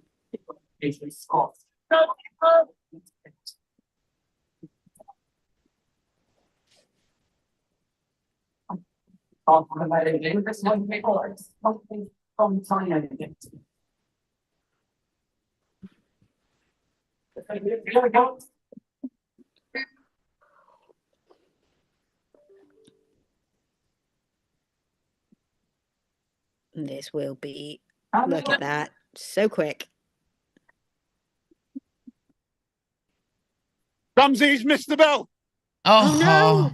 Oh, heartbreaking. He will be so upset with that. I mean, but look at Dean. Dean is literally flying. Dean is making his way through the rings. He is playing on a I mean, he's well known on the ninja scene, and you can absolutely see why. He's just making it look easy. And he's smacking over to take home the gold medal. Ramsey will be gutted about that. He is such a competitor, and he always wants to do the best. And he's so good at obstacles. So he will be gutted with that. I think Ramsey's been very sensible just here, and he's decided that there was no way he's going to catch Dino. So he's decided to call his race quite early, keep himself injury free, make sure he's free for next week's Field Fit Extravaganza. Yeah. Does that mean he doesn't get this silver medal though? No, because this was a race off this, Erica. So this was the final race off. So we still get a silver medal. So Dean finished in 33.53 seconds. Philip Airy got 45.5 seconds, 57 seconds, and Nigel Leeming 47.714 seconds. Fabulous. Fabulous. Well, while we have a second, if we do have a second before, I think it's the international race next.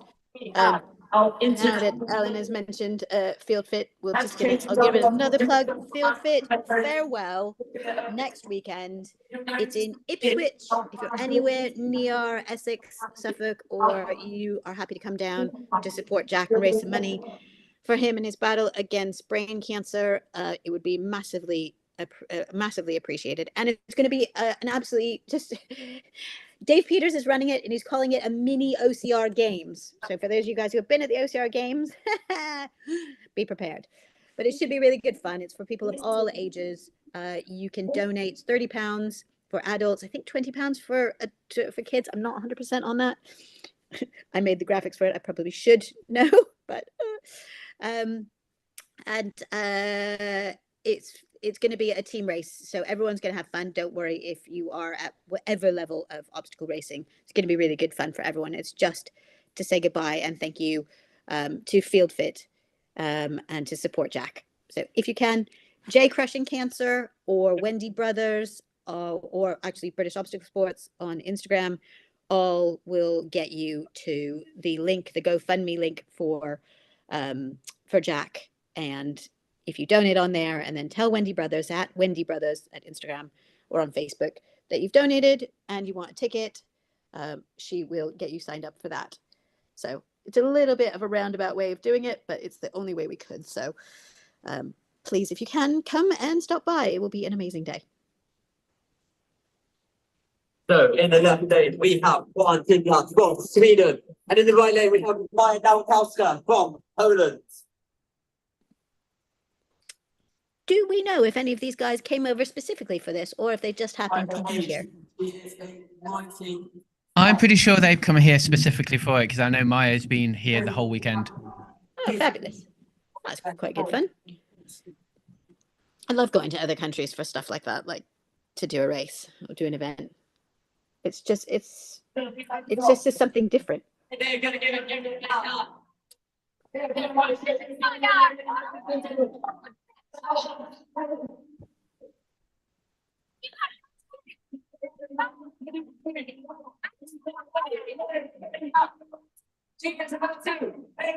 Flying over it.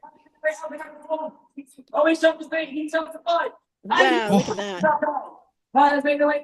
Making it look easy. We're gonna have to do a bit more research on our international athletes. He needs to hit up the wall. He's up and going. He's that buzzer. I'm going to show you just what the Polish can do.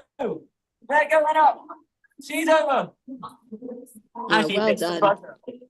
Well done, Team Sweden. Well done, Team Poland. I think, yeah, we should do a bit more looking into these guys to see what their background is, because that was a flashy run. Taking home the international trophy. Did you see the move from the one in the black on the rings? Oh yeah. He was 3 rings from the end, and he Skipped him, yeah. Flying monkey, Lashade, right to the bell. Absolutely phenomenal jump that. Fabulous. That was impressive. We have.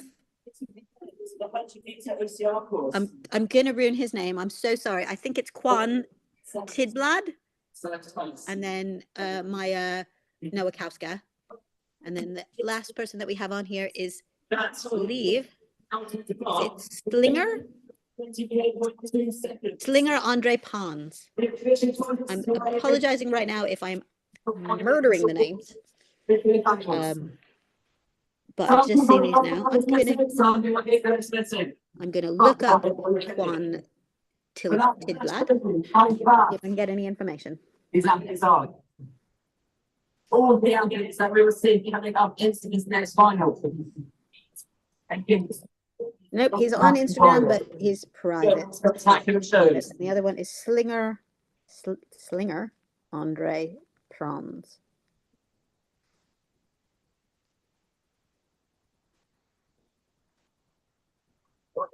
Okay, we're going to be moving into our elite Final Oh, races. no, he's not running, apparently.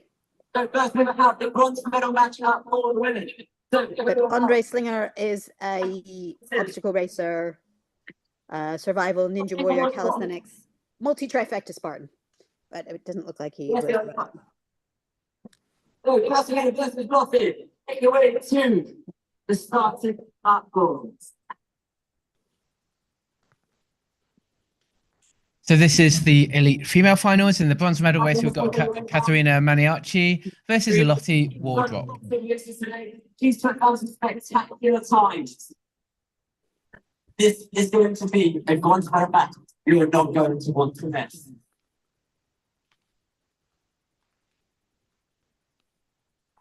I feel like it's start warming up. It's absolutely not. Yeah, that's fine. And so just quickly, I'll try and find out some information about Maya Nowakowska.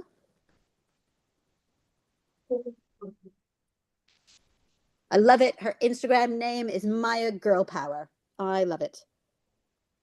And it's all in Polish. So that's hard to read. She's 14. She's 14. Wow. Yeah. 14, that good. Into mountain biking and ninja biking. Here we go.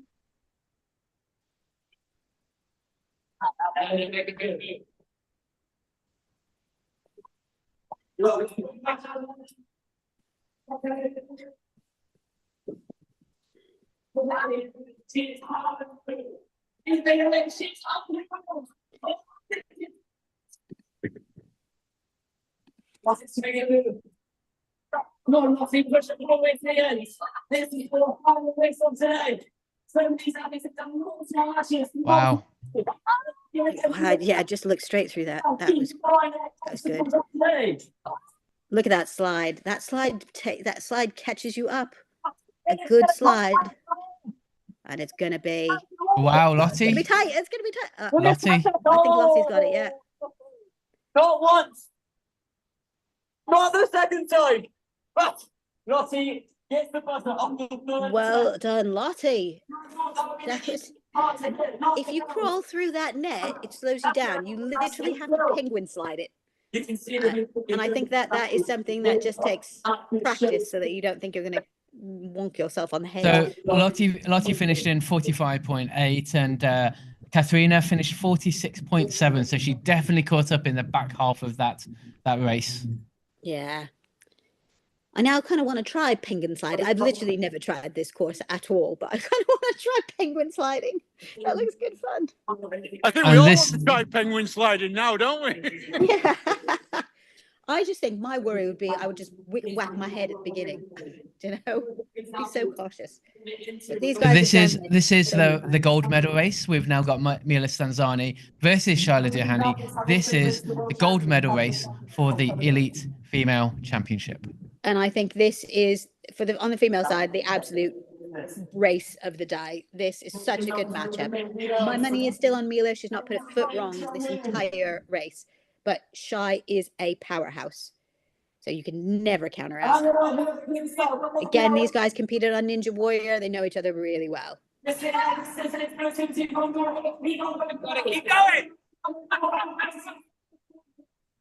It's all going to come down to who, if either of them slip up at all. Mila's just taking it. But don't ever count Shy out.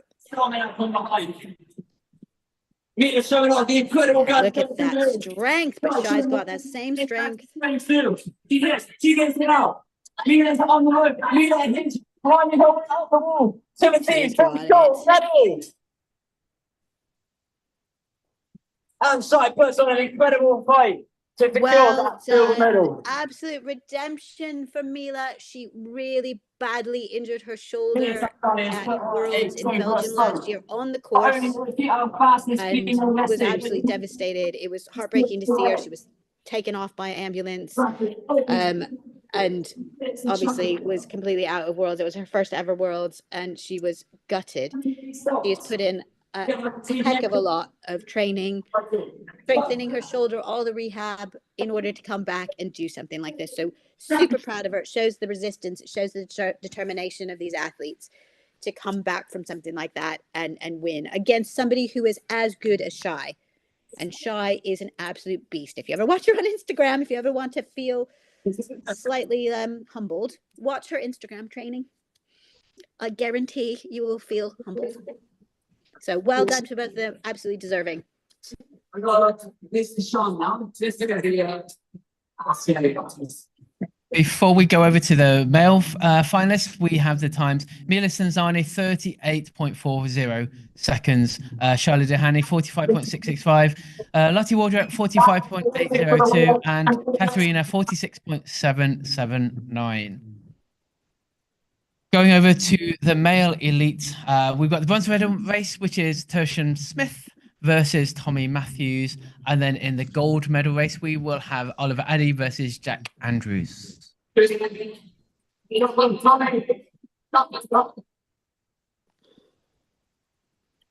One thing what Milo was talking about earlier on, guys, about choosing lanes. I've noticed she's running the right-hand lane because obviously being the fastest in qualifier, she gets to choose the lane. So she's running the right-hand lane. And how she was saying that she leads with her right hand, I believe why she does it in the right-hand lane is that so she can see her opponent. Because I don't know if you noticed, we're going too fast, but going over the reels, she was constantly looking where Shyla was. Yeah. So it gave that advantage of being able to see where her opponent is, whereas Shyla's coming across it, she's got her back to Mila, so she would never have known where she was. That's true, but having come from someone who has an injured shoulder area, it is something you protect it at all costs. So I lead right-handed as well, because it's an innate thing once you've injured yourself that you have to protect that area. So I think leading right gives her just that bit more confidence. Okay, we are now onto the bronze medal final.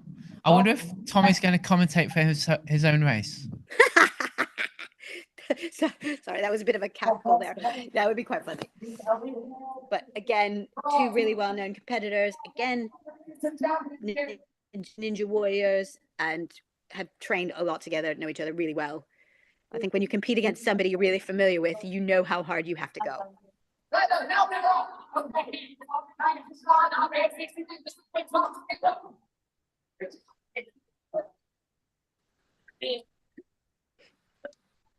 Tommy's got the jump, but never can't out Tertian speed. He is so quick. I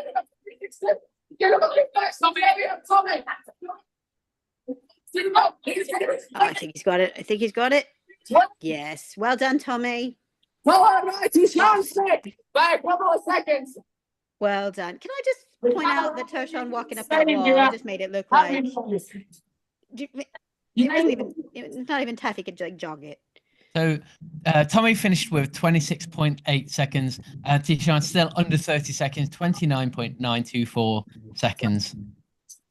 That looked fast from Tommy. Was that one of the fastest of the day from him? Definitely one of the fastest of the day. I think we've had a 25-second today, but I think it's probably one of his fastest runs. It looked like he had something to prove, you know, from going out in the semis. It looked like he had something to prove then. So we now have our final race of the day. It's the gold medal race. We've got Oliver Addy versus Jack Andrews, qualified first and second, and up here for the gold and silver race. This will be good. They are both very quick. I mean, same as with Mila. I'm not sure anyone can catch Ollie today. When he is on form, he is just incredibly hard to beat, but Jack will give him a very good race. This is the first place in the entirety of the competition. I mean, he's not a world champion for nothing. Top two weekend.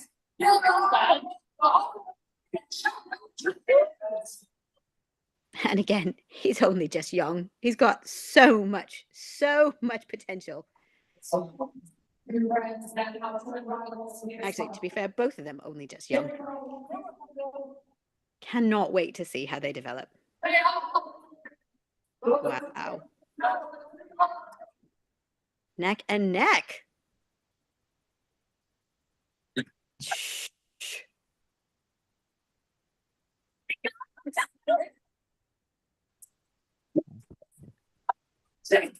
Oh, look at Jackie's this. just Look going to at front. this.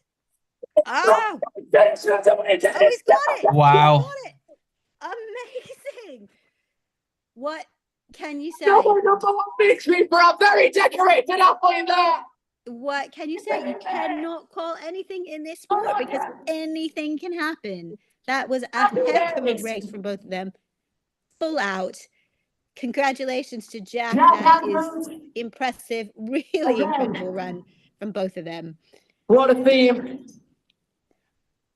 So Jack 25.068 seconds. Oliver 25.85 seconds. So not a second in between them. Wow. Absolutely amazing. Absolutely amazing. Look, this. Down here.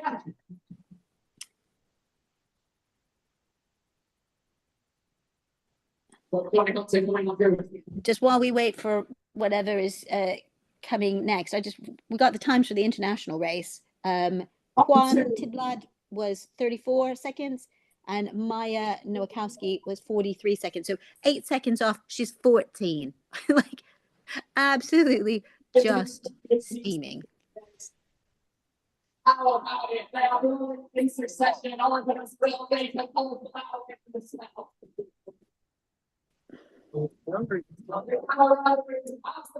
So thank you very much for joining us for the live stream. I'm just going to go through the results again, but that was the last race of today of the British Championships.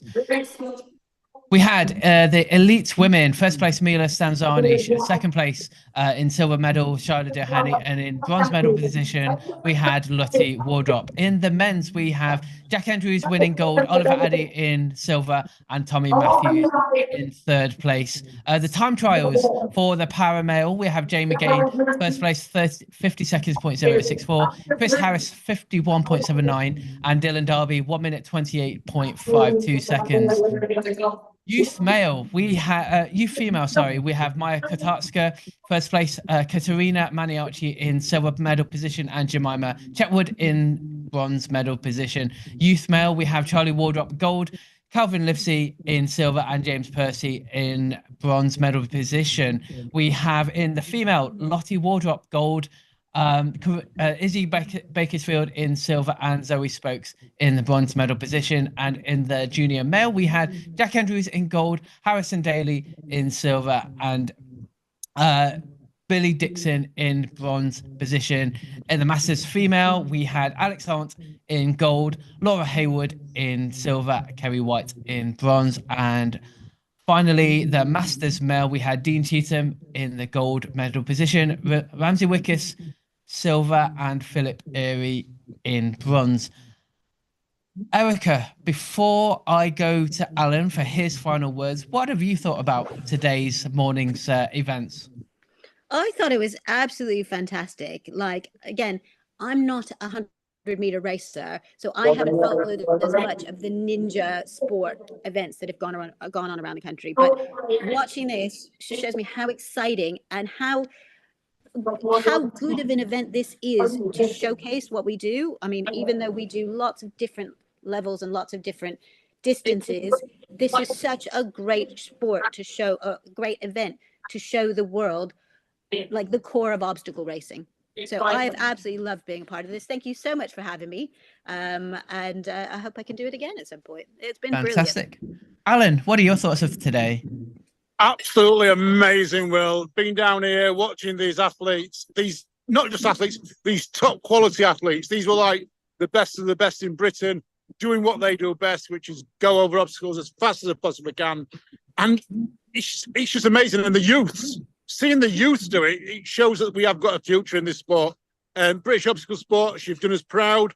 But last of all, I just want to say a massive thank you to all the volunteers and marshals down here, Will.